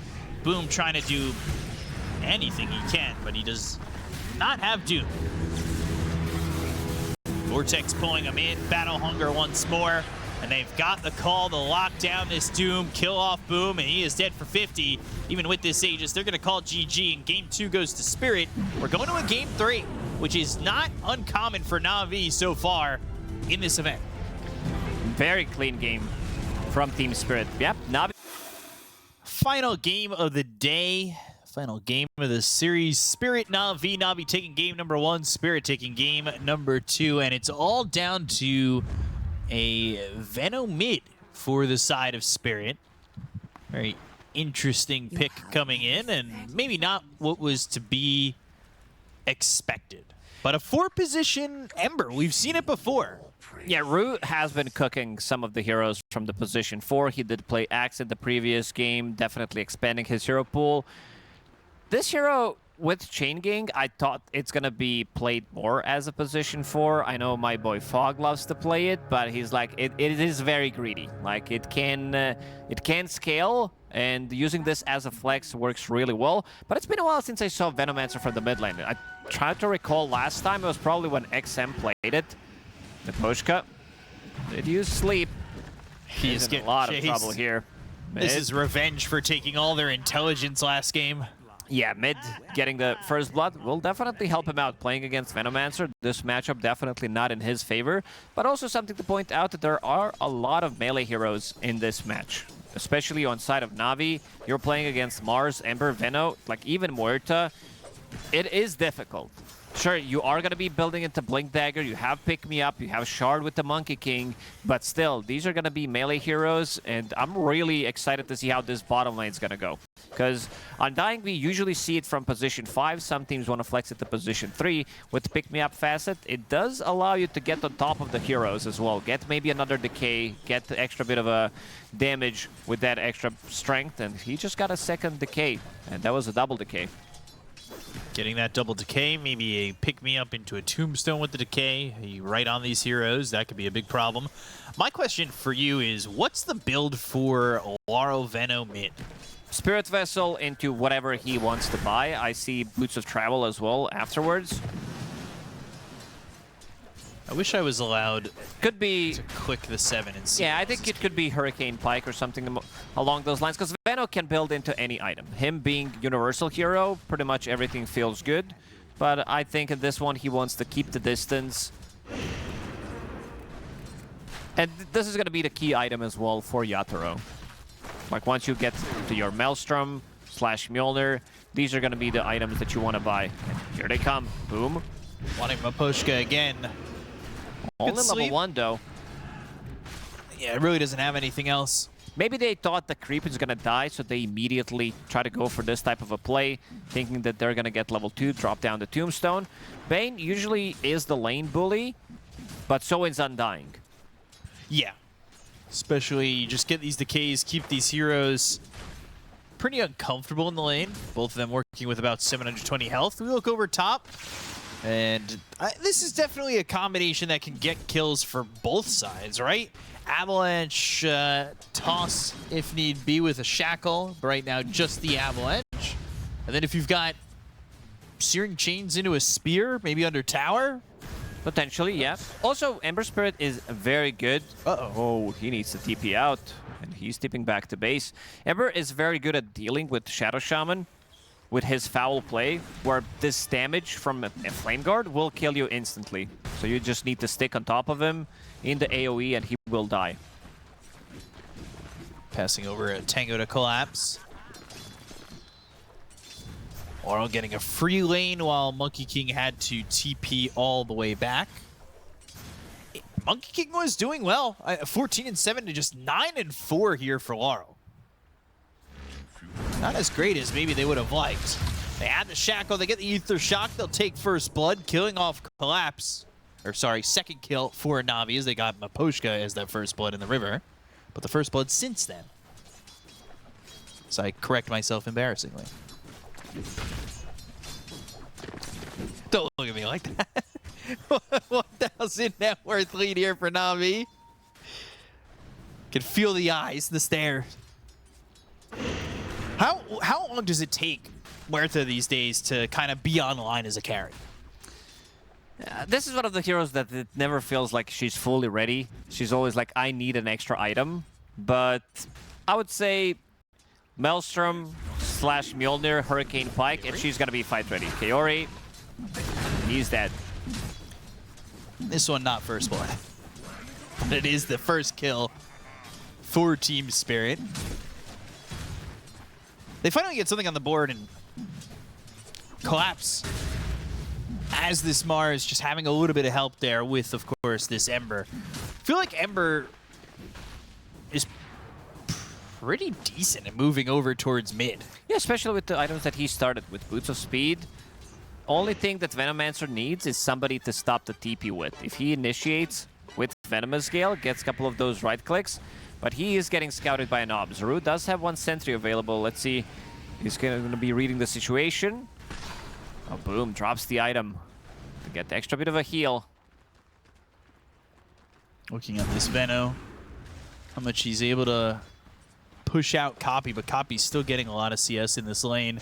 They're going to TP over Ahri and jump in. They've got both jumps from Ahri and Copy, but there's not much survivability here for Laurel. They talked about it on the panel. If you're able to jump on top of this Venomancer, it makes his life so difficult. You're put in a spot where you're really not looking like you're going to survive. Yeah, especially if he uses Gale before that, so you can't slow them down. And them showing the heroes in the mid lane allows them to play aggressive in the top. Navi using all the information correctly. And already a 1k gold lead for them. Looking good so far. I mean, Navi are on the trend, right? 2-1, 2-1 in their first two series.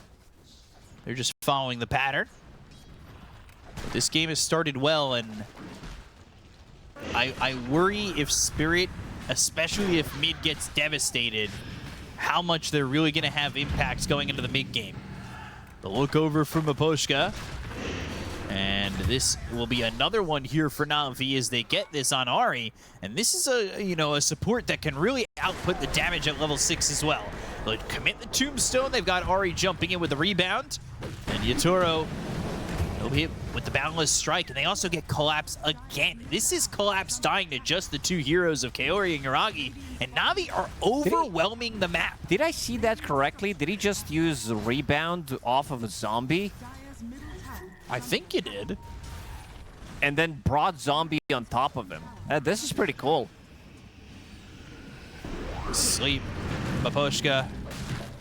Uh-oh. You don't want to be here. Mid at least.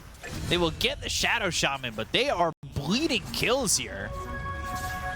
Spirit. Their lanes, their side lanes especially, are all out of whack. Yeah, if they can shut down this Venomancer, maybe try to kill him one more time. This is a hero that can recover, but also slowing him down, not allowing him to put the pressure that he wants. Right now, he is putting a lot of pressure onto the tower. Very difficult to approach what he's doing. Both supports. Actually, Yatoro is in the mid lane. Level 4, making sure that they're grabbing this tower kill. Now just level 5 has that Falcon Blade. Net worth, though, life has been golden for Yuragi as he's got that net worth up to 3,700. He is very far ahead of anybody on the side of Spirit. Very far ahead of the counterpart of this Muerta. And this is all going up Millhouse for Navi so far. Yeah, the big one is definitely Tiny. Usually this hero isn't that involved early on, but he's sitting at 2-0 and 2, involved in 50% of the kills, which is going to give him a slightly earlier timing. Plus the 2 towers that, I mean, at least the tower in the bottom lane that they're going to kill. And I could see them also maybe rotating to the Tiny lane, try to get entrance, another entrance to the enemy triangle as well. Let's see how they're going to approach this one. Because Tiny a lot of the times loses the lane, then he goes to the jungle, continues to farm up for the good 10 minutes until he gets his Shard, Echo Saber, Shadow Blade. But this time around, it feels like he's the one who can actually TP and will not feel too bad about it if they can grab a kill out of it. Copy coming back over mid. Very interested at what this Ahri Marcy is going to build. We have seen Marcy's just have a lot of impact once they hit 6. They get that unleash, and all of a sudden, you know, you really do have kill viability. And if it comes at a point, especially where Spirit supports aren't really that farmed, it just exacerbates the problem and potentially makes it so Ahri can really put the hurt on. This is a difficult one to get. Yeah, Tombstone, pick me up, jumps him over, goes for Maposhka. They'll hit the dead shot that's onto Ahri. But this is a Bane in trouble, disposed of and killed by Boom. Even if you kill him, sure, you're getting the gold, but he does have Ceaseless Dirge ready. Arena, but there is this giant Serpent Ward collapse. He's in trouble. The Ward gets the kill, but they have got 3 more heroes to make sure that they get a tiny kill as well. They're going to grab 200 plus gold for Laurel with that Serpent Ward. You have a lot of Venom wards, but Shadow Shaman, he does have Giga Ward. Now Monkey. And Ahri trying to make some kind of a move in this top lane, but this is a good chunk of gold that they just got. They got 250 from killing that Serpent Ward, and also managing to get 2 kills. Yatoro grabbing the kill for himself. There's that Vessel, so maybe It's more still opportunity for Spirit. very early Vessel. Laurel, despite the struggles, is second on the net worth. And I say struggles, but he died once. It's nothing too crazy. Copy, though. Getting away from that lane 3-0-1 is really impressive. A little surprised that he did decide to put more points into Jingu.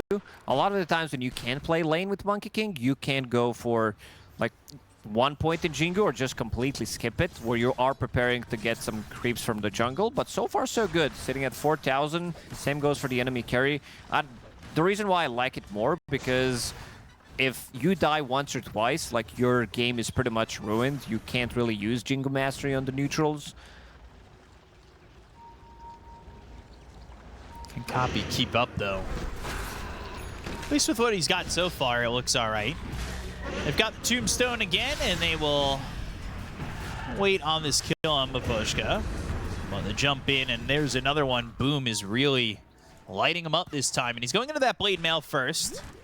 Against Muerta, it is probably the best item you can buy before she gets a BKB. Dire's top tower is under Also love the two supports of Navi. These heroes, like you drop down Tombstone, you drop down Giga Ward, it is almost impossible to take the fight in that area. Jump right in onto the Venomancer. Laurel, does he have any way out? Not really. Giga Ward placed down, you have the Unleash, and now they're going to remnant over. They've got the arena, they look over at Ari, and they will take out Ari. Down spread. Goes Boom, and Kaori, a good move over from the side of Spirit. Rue also managed to cut down Monkey King from the tree with his Glowing Blade. Nice play during the slide, but the rest of the team, they were not ready to back him up. Laurel dealing some really good damage in that previous fight, almost 2,000 damage. Spirit Vessel, Noxious Plague also did spread, I believe, on all three of them. Really makes these tight, closed-in fights, especially within the arena, really brutal. And that's their answer, right? That's their big team fight. The arena with the Noxious Plague, especially when it pops. They have a lot of damage over time. Slightly, like in the middle game, there's going to be Mjolnir procs, Maelstrom as well. I'm talking about putting the Mjolnir on somebody. Let's say they focus down Veno, damage over time from that. Spirit Vessel, Ember Spirit as well. And if you can keep inside of the arena, something that we didn't talk about is Facet for Mars. He did not go for the Bloodsport. Instead, he did go for the Victory Feast. We saw Carry Mars also pick up this Facet. I think this Facet has been underrated for quite some time, ever since we buffed him, that allies are getting 50% of the values and also increase the numbers. Miposhka, again, he had a great game too on Silencer, but this time on Bane, he got completely shut down. 0, 6, and 0. He's died 6 times, but I feel like playing Sacrificial like this is okay for him. Spirit aren't exactly in the worst spot. No, but the two supports on side of Navi are going to start to scale eventually. While Bane is more about the Fiend Strip, maybe you get the save with the Nightmare, but other than that, you can't farm. You really can't farm, not unless somehow they get Tormentor for you, you get the Shard. 200 gold there for free off the Tombstone for the Muerta. And they're going to try and scout for some obs. But not going to find it with that Sentry. Smoke used Collapse, got that blink, so now he's looking for an opportunity to jump in. Can they find Yuragi? He's staying a little bit long. He's going to try and farm this next wave, which means they've got themselves the jump with the spear. And Yuragi, Spirit Vesseled and dead. A good kill started by Collapse. The Spirit, they even this game up in the net worth. At least they're going to get something on the other side of the map. XP Rune will be picked up by Copy, and he does have Mage Slayer available. Good amount of magic damage on their side. Win probability, DOTA plus. Ooh, Collapse! Knew exactly where he was at. Well, even with the Wukong's command, Copy is in trouble. He'll try to jump out of here, but still within the arena. Jumps again, but off to the side, right where Collapse and Laurel were. And that is another great kill for Spirit. Changing of the guard. We see this Facet being used real nicely. It's just that he got surrounded by way too many heroes. And now Team Spirit is starting to put a little bit more pressure onto the towers. Laurel, Ghost Scepter ready on him. Knowing that there's going to be a lot of physical damage against Marcy. Even Undying wants to deal physical damage with his Flesh Golem to spawn the zombies. Tiny, Monkey King, of course. So really early pickup on this Ghost Scepter. Like the early Scepter. Hex, Rue. Caught, but the spear is there. Sleight of Fist, Searing Chains. There's the rebound and the dispose. Rue's still able to survive. They did get this Aegis while they ended up losing their Monkey King. But what's the next move now that you've got said Aegis?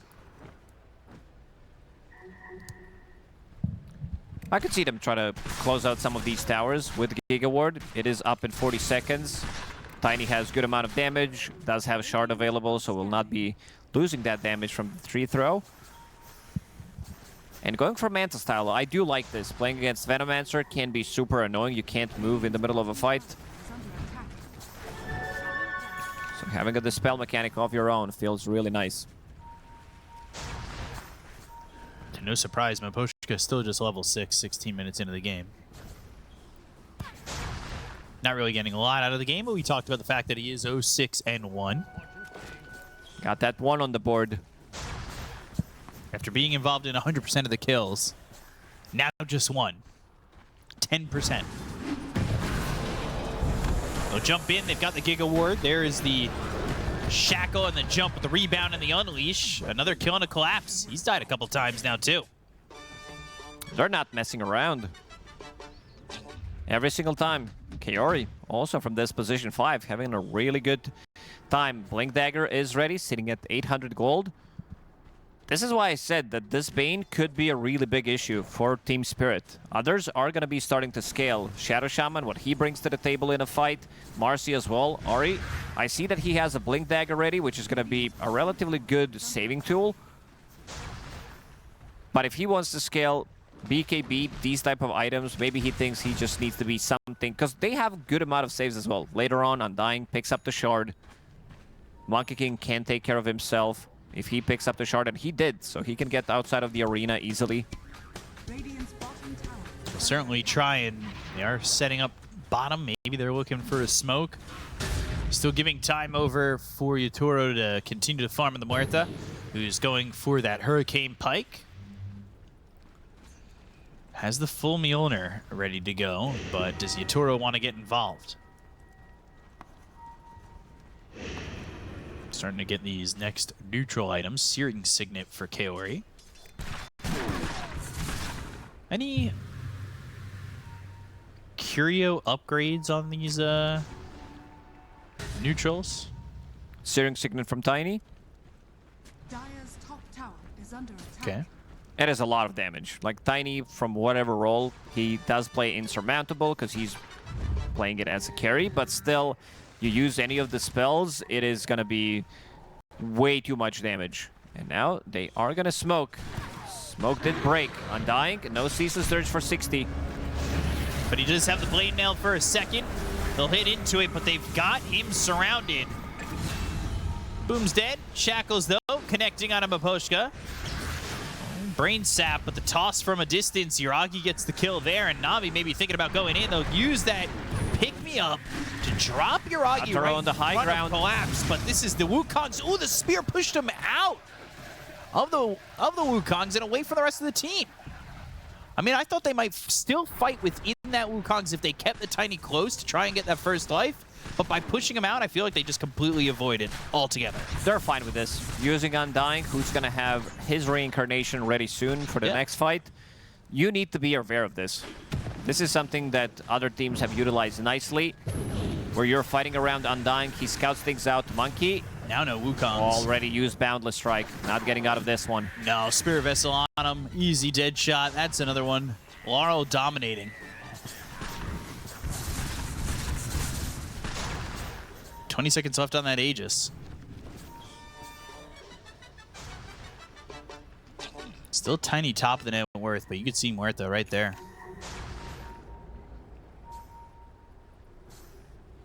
Lose this Aegis. You've got Manta, Echo Saber. The Shackle connecting onto Laurel. But a sweep and a Force Staff. They actually want to go back the other way. It is so much damage. Very dead. Laurel, he's involved in 12 out of 13 kills. Another arena. They find Ari. Basically a solo kill. Collapse wants this BKB, and he's actually pretty close to it. Be feeling more confident to make those jumps in. BKB next on the list for Yuragi as well. We haven't seen Navi group up and go 4 or 5 men strong. This is what I would love to see. Maybe for the next Roche. The Aegis just expired, but I would also love to see Tombstone fight around that Giga Ward. He is getting slept into Spear. Good blink Spear again for the Tombstone. Down, Kaori coming over, gets the Hex on the Muerta. They've also got themselves this Giga Ward. They're not moving. They're so slow. They'll take out Kaori. Yuragi falls. Laurel with the heavy damage, but they do get the kill into the Muerta, and now they'll use the Unleash. They're trying to get the kill into the Rue. Ember Spirit. But he, Sleight of Fist, Searing Chains, and he is on the run with Collapse, getting in front of Boom as well as Ari. But the Dispose and the Control means that Collapse is going to die. 2 heroes dead as they go for Laurel and Miposhka, but Laurel now, they're right on top of him, and this is where Venomancer struggles. That's 4 dead on the side of Spirit. That's what I wanted to see. Go 5-man, use Tombstone, use Giga Ward, and fight in that area. They focus down Tiny. Even though he uses Manta Style, he still gets slowed after with Venomancer ulti, unable to move. And I'm really glad that Ari is also realizing that he needs to be the one dealing the damage. He wants to scale.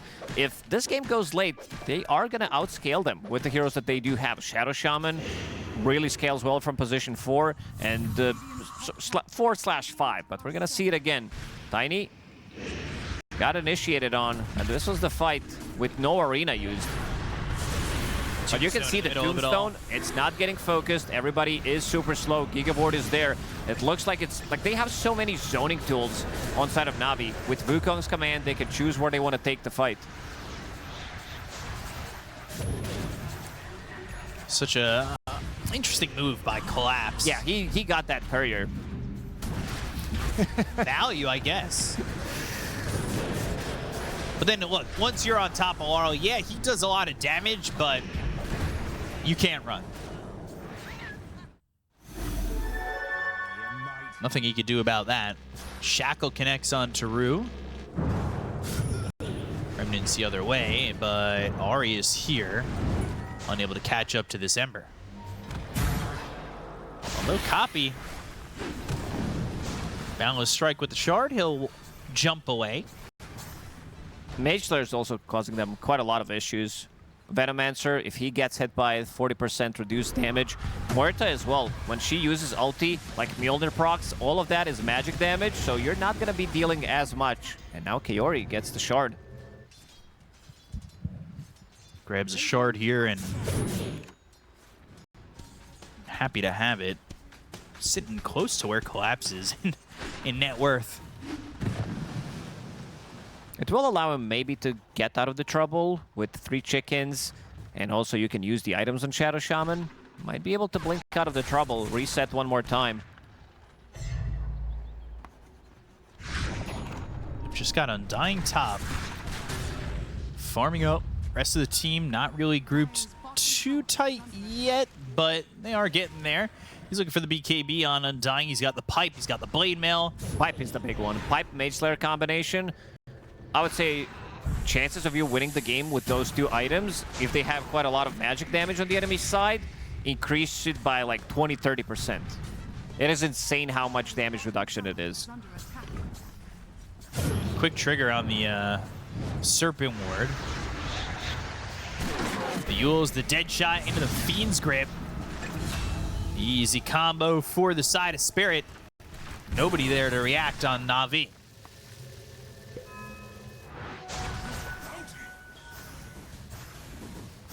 Still, Laurel continues to farm. He wants the Hurricane Pike. He's got a lot of items queued up, but a lot of gold needed. And he's up there in net worth, but he'd love to be farming a little bit quicker. Wants to stay ahead of the curve, get this BKB. But for now, I'll have to wait a little bit longer. Martha getting into their own BKB soon enough. It's going to be an interesting Roche. This Aegis for Na'Vi could really be brutal for Spirit if they don't win this fight. It could be, especially if Yuragi gets the BKB before they take that Roche fight. So he will have 2 ways of dispelling things. Getting very tanky on that Tiny. 3.3k HP already. Quite a bit. Nobody setting it up though for Roche as it has made the long journey to top. Refresher for Collapse. Blink, BKB, Refresher. He has Shard coming on the courier to try to land, and now land stun. It's good. It's very good against Shaman, good against Monkey King as well. Damage over time, combine that with Venomancer. Still thinking what he needs to buy. Lotus is good protection against Shadow Shaman who jumps in, but other than that, it's really not that great of a Lotus game. Yeah, he swapped to the Yules now. Yeah, not too many things to dispel. Yules is overall a better option because you can upgrade that into Wind Waker later on. It is a setup for your spear. He's been trying to set up a couple of these kills, and Rue, Laurel, and Collapse are here over top. All while Yatoro is just bottom. Waiting for that BKB. Yeah, farming. Like he wants to have exactly what Yoragi wanted to have for potentially next fight. Get that BKB so that he doesn't kill himself on the Blade Mail from Undying. And speaking of BKB, 2 more BKBs on Navi. One for the Now they have 4. Dying. 4 BKBs, 26 minutes in. This is not something you see every day. Plus a pipe, plus a Mage Slayer. Ooh, Primal Spring, but the balance strike, the attention is on Laurel. That's what they really want. But Kaori's going to be caught first. He's going to buy back into this. The Wukong's, the Tombstone all down. Yoragi. He'll throw the tree over to the post. At least get a 1-for-1. They committed pretty heavily for this already. Searing Chains collapses in. They go to the arena, but the spear with the BKBs around the horn. They're just able to turn it around. 27-minute, 4 BKBs. Collapse is dead. They're on top of the Muerta. And Yatoro, Hex, controlled, hit with that avalanche, and gone. They will find Kaori for a second with this Ember, but now the balance strike connects, and they will get Rue and take out a 4th. Navi, they have so many rounds of spells, so many like zoning tools where they can choose where to take the fight. What they wanted to do with Mars is push him away from Giga Ward that he used immediately, but Kaori buys back into the fight, and they were relatively patient with their BKBs, knowing that there's relatively limited amount of stuns that they do have. Bane, his grip is going to get interrupted. Muerta doesn't have any kind of a stun, so basically what you need to be careful about is when he goes in, drops the arena, and tries to spear you, and immediately all 3 of them inside of the arena pop the BKB and immediately kill them. That's that BKB timing. Insane man BKB timing. Yep. God. Rare sight, but one that works out so well. Muerta is the only damage dealer like that's gonna scale. Venomancer, I'm gonna say Venomancer got countered with the items that they do have. 4 BKBs, Mage Slayer, plus also having Pipe from the offlane. Which means that a lot of that damage is going to get soaked up, and if Yatoro doesn't deal damage during his ulti, they're going to be in a lot of issues. Copy. Pretty low on life. He'll survive here. No doubt. Still waiting on Yatoro to feel like he's got enough defensively to also continue to fight. Now with that BKB, that'll make the next fight much easier, and almost about to hit that level 20. 2 extra seconds on his ulti could mean a lot. Muerta is just full glass cannon hero. There's a lot of items that are piling up on Navi. Nullifier, which also means that you focus down Ember Spirit. Venomancer with his Ghost Scepter, Hurricane Pike. You might not be getting the value. Sure, you can still use Hurricane Pike, but you need to use it on enemies rather than use it on yourself. They're pushing Not bottom. get it nullified. Gale Guard as well. A lot of these things are going to get nullified. So when Monkey goes in, these heroes are also not dying so quickly. No, not at all. It's a very survivable fight. The longer the fight goes on, especially with the Tombstone down, the harder it's going to get for Spirit. Blink Dagger for the tiny. 14 minutes slower, but the build is Different. This is very different. This is not mid-Tiny, so he doesn't rush it. Sometimes you see Tiny's picking up Blink Dagger, thinking that they do need it to be able to reposition themselves. It's also very good for defending the high ground. If you don't have it, let's say you have Shadow Blade instead, you can go for the toss-back play. So this item is always going to be valuable. Later on, you can remove your boots, upgrade the Blink Dagger. We're talking about the super late game, so this Blink Dagger is always going to be good on Tiny. And now they are trying to make something happen, trying to make that jump, and they do find. It is only position 4, but they're also in a relatively good spot to maybe threaten the high ground. Yeah, Yoragi right here, ready to go. Can it force maybe a bad play from Spirit? They still have this Aegis. Yoragi not afraid to just kind of stand on the front line. You've got Copy pushing mid. And the rest of the team is also going to join him. Surprisingly backing off easily, defended by Spirit. A little shocking that they didn't want to maybe force it a little bit more. take this outpost. Smoke used. Spirit looking for the right spot to make that jump. They plan the blink into the spear, but they've got to pick me up. Boom. Hit with that Fiend's Grip, and he's dead to start. He's back alive immediately, and he's going to TP back into the outpost. The ethereal form's not going to last much longer here for the Muerta. They get the kill on Ari. They'll take out this Marcy, who also has buyback. They hit the Hex. Kaori in, but there's the arena from Collapse. The shackle of the Muerta, despite the fact that he's inside the arena. They get the kill there on Yatoro. They'll buy back up Aboshka. It's a little bit late, but they do not have buyback available on this Muerta at all. You got the sleep. Now, boom, back into the fight. Rue, as well as Lara, looking for a way back in, and so is Collapse. He's ready to go with the blink if they can find themselves as Searing Chains. But there's the Wukong's command with the balance strike. That's off the mark on the Sleight of Fist from Rue. But they hit the avalanche. They get the toss. Maposhka, who just fought back, is going to be dead for 70 seconds. Yuragi's still working with an Aegis. He falls back into the circle of the Wukongs. Yuragi still holding on to that Aegis. They're burning him. There's the blade mail popped. Rue goes in with the balance strike, though. That nullified immediately. And they got the kill. A little surprised. Spirit now in trouble. To take that fight. Knowing that they're still fighting into Aegis, their damage output is very limited. Without Muerta, who was forced to use BKB immediately. Oh, still getting chased. Jumped on. BKB's not going to matter. They'll lose that Aegis. But now full health and mana for this Tiny. And they are right on your tier 2 mid. Oh man, that was such a nice play from Navi. Taking the enemy outpost immediately, placing down the Observer Ward and Sentry on the high ground, so they have vision, they have Tombstone vision as well in the fight. Plus also Undying, he has been used as a bait. This is the power of Undying with Ceaseless Surge. He runs in and he has TP ready. And they found Ember Spirit again. Avalanche and the rebound all perfectly timed. Dead for 75. That is really tough for Spirit. I mean, this has just jumped up to a huge lead for Navi.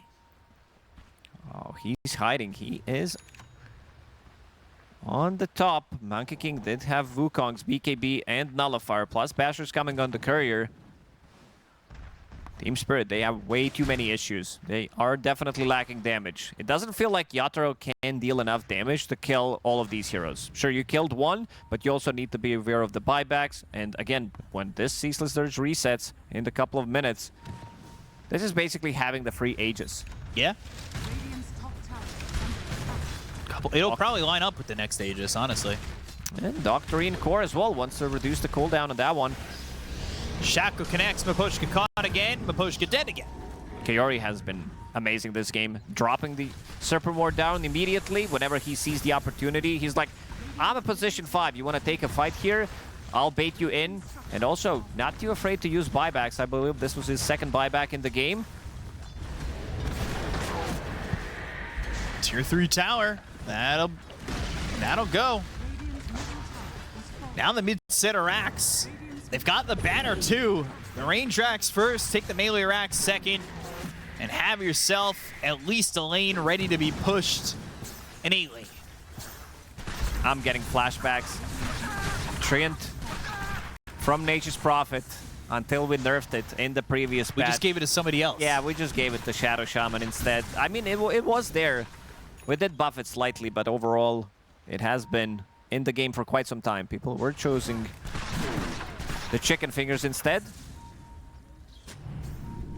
But now you've got the massive ward to continue to push and make things difficult.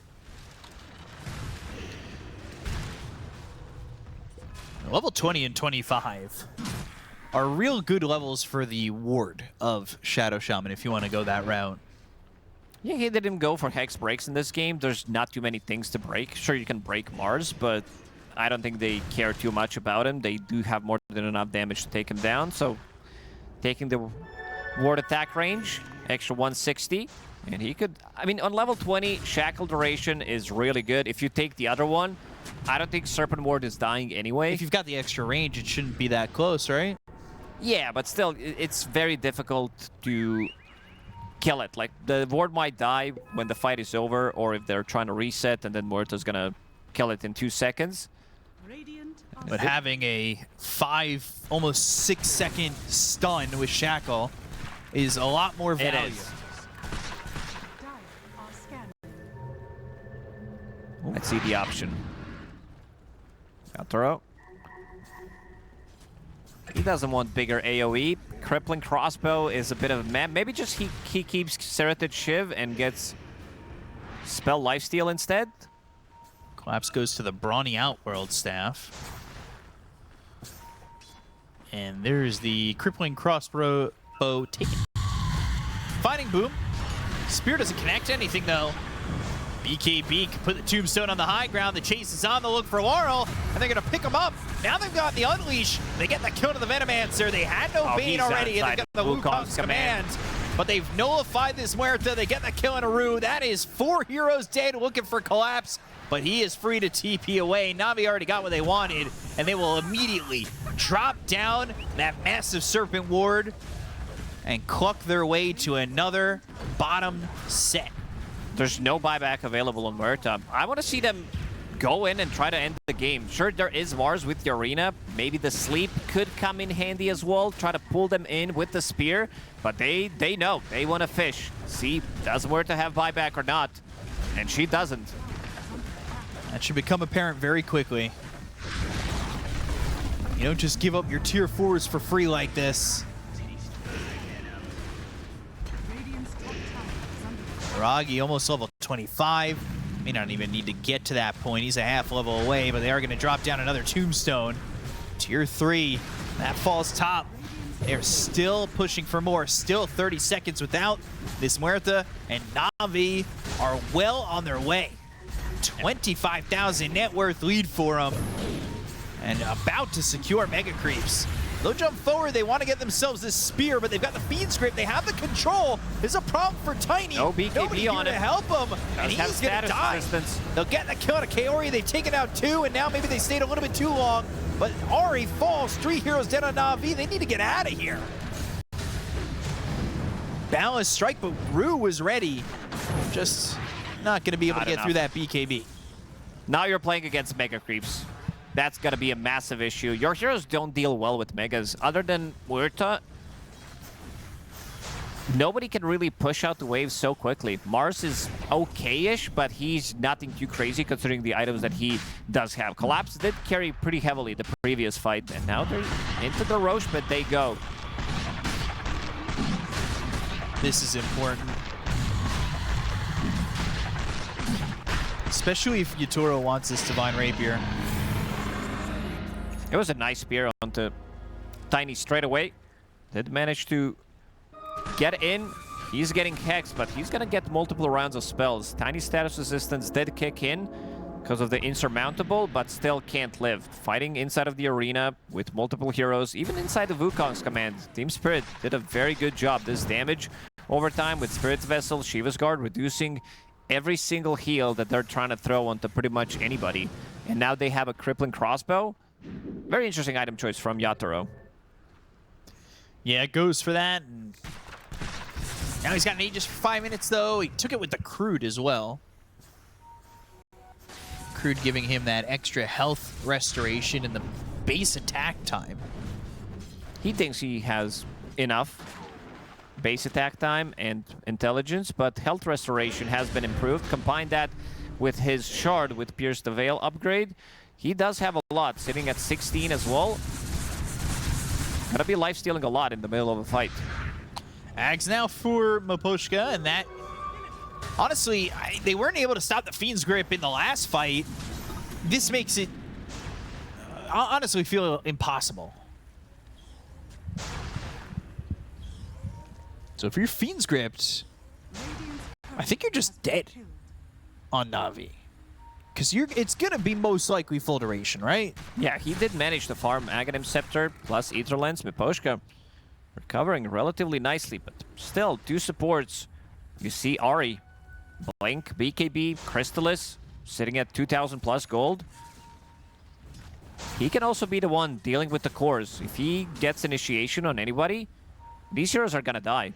Maybe not Muerta, but others can, especially with Monkey King and Nullifier. If these two are paired up together, could be pretty big. Has that magnifying monocle with the mystical on it. So the cast range for Bane with the Help with that Aether Lens as well. It's pretty massive. It's pretty far. It's full screen. That's what really makes you feel like you're not losing that Fiend's Grip. And speaking of which, Fiend's Grip on a Yuragi, but he's got the BKB. He's on the run. Avalanche and Sleight of Fist Searing Chains. Still gonna die. Where is your team? They finally come in, and Copy's gonna come through with the Wukongs, but they'll get the first life. They need the second here too. He has Refresher. Tombstone used. They need the control. Not They've got the Abyssal. Rue gets the kill on a Kaori, and they will take out Yatoro, who now has buyback. That was so nicely done. I guess they didn't expect them to take the fight 4v5 or 3v5. Tiny's status resistance again kicked in. That Fiend's Grip is very annoying, but Tiny's sitting at almost 30% status resistance, so remove a couple of seconds off that Fiend's Grip. I was watching Tiny's damage as well. He gets enfeebled, losing 250 damage. Whew. That's a lot lost. It really is. Might want to call the Lost and Found for that. Because you need to find that damage to take these fights. And, you know, for Team Spirit, they're, as if they don't get this buyback forced from Huerta, Has been killed. I'm going to assume they just buy out on the Divine. If they can hold the gold. He might need it. He can sell his Falcon Blade when he's out. That's going to be good 550 gold. Still doesn't have enough to buy Divine Rapier straight away. But there's also Refresher. Refresher Shard, and the Collapse is getting closer to Refresher Orb on his hero. So that's going to be double Arena, double BKB, potentially getting them speared into the fountain. Now we're seeing some of the issues that they do have, them being 4 melee heroes. So if they want to kill the throne, they gotta get close. Yeah. Giga Ward is the only thing that can kill the throne. And what does he have? Kaori is prepping. Refresher, he knows. He took the ward HP. Oh, prepping. Pretty smart. Now he needs it to survive, because if they can't hit the throne, and that has to. And it is level 3, of course, so ward damage 1440. Just a casual 1400 damage from the Mass Serpent Ward. Which I like. You know, they reuse the name Mass Serpent Wards, or just Mass as in Mass, because it's so goddamn big for that Serpent Ward. Well, play on words. It's right up my alley. Let's see if he's going to be able to get it, and he does. He buys out. Thinks that they have enough time. They do have enough time, and everybody's buying out. Even Ari, they feel like they have one fight that they want to take and probably try to end the game with it. Double Mass Serpent Ward? Double Mass Serpent Ward, Daedalus on Marcy. Just casually getting rocked around for 2880 with every right click. So 550. So that's 1110. He has enough for the combo, but also doesn't have enough to use other spells. He can't use Shackles afterward. Yataro's just straight up dead. They killed him in a heartbeat. Talking about holding on to the Divine Rapier, but he never even gets a chance to buy it. Now he has to buy back. They hit the Fiend's Grip. Can they get this kill? They pushed him back behind the throne. There's the Double Mass Serpent Ward. They're going to focus on the throne. They've got the Wukong's command. They're going to kill Rue. They get the kill onto Marcy. Focusing the throne. Look at the snakes go. The snakes are going for the throne. They've got the cliff, but they need to take out the Serpent Wards. They hit for 28. They're so healthy. They have 60 HP. So much Arena. HP. Another and another. It's not and enough. Another. The Serpent Wards are trying to They get need the one finish. more hit. Oh, they hold can't. on 100 health on the throne. I can't believe it. Yuragi, he's gonna die. They have held on with 100 health on the throne. That double Arena. I cannot believe They it. couldn't attack it. It was so close. I thought maybe the toss is going to be onto one of the targets. It would be enough to actually finish them off, but it wasn't. And looking at the buyback status right now. Undying, Season Surge. He does have buyback, so might come out of it one more time. But the others, they do not have it. They need to reset. They need to not lose the game, but look at this. Divine Rapier. picked up on Yatoro. We've seen this movie yesterday when they were playing with Medusa, and they managed to make a comeback in that game 3. Has been killed. What's the win probability? What was the jump on win probability from just that moment? 100 health on the throne! There is one Serpent Ward, and then give me another. But look at the damage. Copy trying to get the Wukongs out, trying to survive. He was buying quite a lot of time. Yeah, he changing did the guard. go all in. But look at this, the damage from Yuragi. these Serpent Wards, and then there's the arena with the glyph at the same time. Oh God, Yatoro with a triple kill. The wards couldn't attack, and they got heavily focused. Look at Yuragi here. I thought he was going to use toss onto something, onto anything, and it would end the game. Gosh. Yuragi dies. It's a full team wipe, an ultra kill for Yatoro. They had the chance. They misplayed. And now let's see if it's going to cost them going to the playoffs straight away. Still needs to heal, though. Glyph also not available for almost full 3 minutes. And they have Refresher ready in 35. It is go time again. Do not let them get another chance. Gosh, how do you hold this time? This is also Refresher used on Yatoro, because Mars gave him Refresher shard from Roche that they did get. And he also has his own Refresher. I'm struggling to see how you defend against that twice now.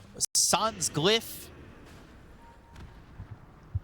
But Mars has a really tough job. Like, he needs to control them, but he also needs to make sure the arena that blocks Arena everything. is going to be blocking. And speaking of blocking, he also did buy Crimson Guard. So he wants to defend the throne. He is the throne defender. Collapse? He knows. Oh, Miposhka, he's in a really bad spot Miposhka. He's got buyback, though. He does. Uses it immediately. using it. Laurel. BKB. Threw off to the side, dusting. The only one who has buyback available is Laurel. They've got the root. It's on the Undying. Oh, Fiend's Grip. Copy. Oh, dear. 100 seconds. He's got buyback now. He's got the gold. They picked up the bounty. Roshan is it's alive. fine. Roshan's alive. It's time to go for this. There is Refresher, Cheese, Roshan's banner. They can place all these things. They don't have to rush it. Right now, they're also seeing where Laurel is. There's gem on the ground that he can pick up. But Muerta, there is an insane amount of damage that she deals with these items. Divine Rapier, Revenant's Brooch, great against Tiny because he has such high armor. Mjolnir procs, and your Gunslinger with level 25 talent, it's every second hit is a proc. 55 minutes into the game, or 44 minutes into the game. Getting ahead of myself. It was 92%. Yeah, by every Navi. second, my math was incorrect. Like 2 out of 3 hits are gonna be Gunslinger procs. I wasn't gonna call you out on it. I Because trust you were not even paying attention to what I was saying. I was. I can hear and look at the same time, contrary to popular belief. Sometimes I even do fine dining and breathing. Oh, look at this. Thank God breathing is automatic, huh? A little cheese, a little Aegis. And, Oh no, Navi, what have you done? Glyph is gonna reset in 20 seconds. and it's gonna be back to full health soon.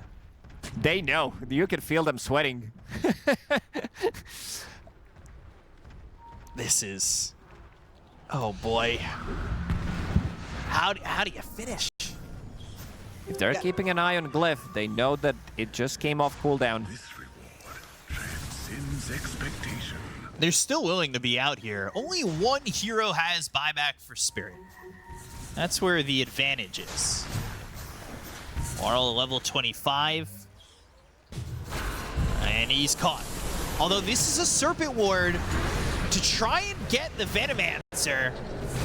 And they didn't.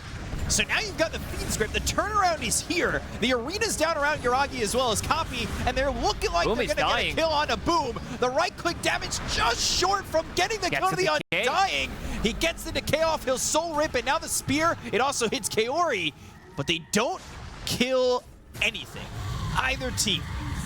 But that was a Serpent Ward used, and that's what gave him a lot of the damage the last time they went for the throne. I think they needed to commit heavier onto this Venomancer, try to get the buyback out, go back, wait until Aegis expires, and now we're at the territory again, like we were yesterday, where there's a possibility that they get the tier 5 neutral items. If you can maybe get the Divine Regalia with Divine Rapier on Huerta, it is an insane amount of damage. 9 minutes to hold on to mega creeps, and I mean, look at this, just on the edge. Yeah, Kaori was also Dire failing that fight. He did not want to commit with the shackles, maybe thinking the rest of the team is going to go in, so he's going to be grabbing some other guy. But Collapse, again, very nice arena, keeping them there in place. And How does Boom survive here? Boom survives. That's gets the DK, crazy. manages to live there. Another soul rip.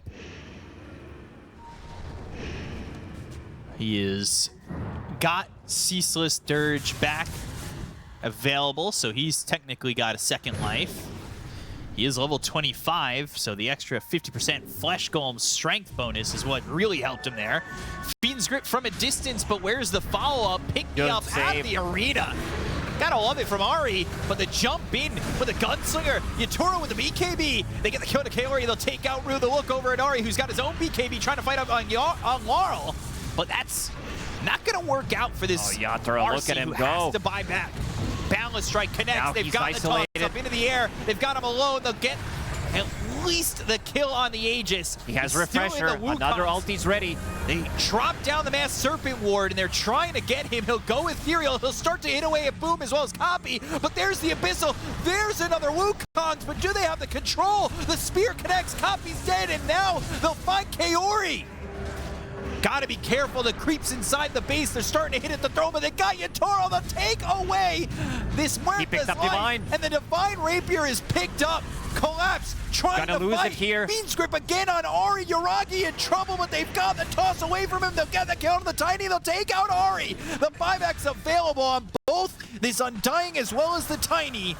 Give me back what's But mine. the throne Yatoro. is exposed. The creeps were pushing in. Ceaseless Dirge gets used, so Boom doesn't even need to commit the buyback on that. Oh, Copy. He did use buyback, but he needs to be careful. They do have buybacks available on Tiny, on Dirge as well, but this Muerta, she's doing way too much. Yatoro managed to actually blank out of the Wukong's command without getting killed, and then he used that refresher, and now he's level 28. Look at this damage. Whew. That is some big numbers. Minus 12 seconds on the Remnant charge time. And now a lead for Spirit. They're the ones in the driver's seat now, but you always got to be worried about the throne. Collapse is going in. He knows that he has buyback. He has Boots of Travel ready.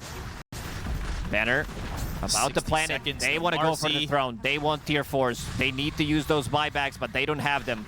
3v5. Boundless Strike to the backline's looking. Oh, they got Yatoro. No Got him so buyback. quickly. He was dead in a heartbeat. The spear connects. Copy is gone. Collapses in.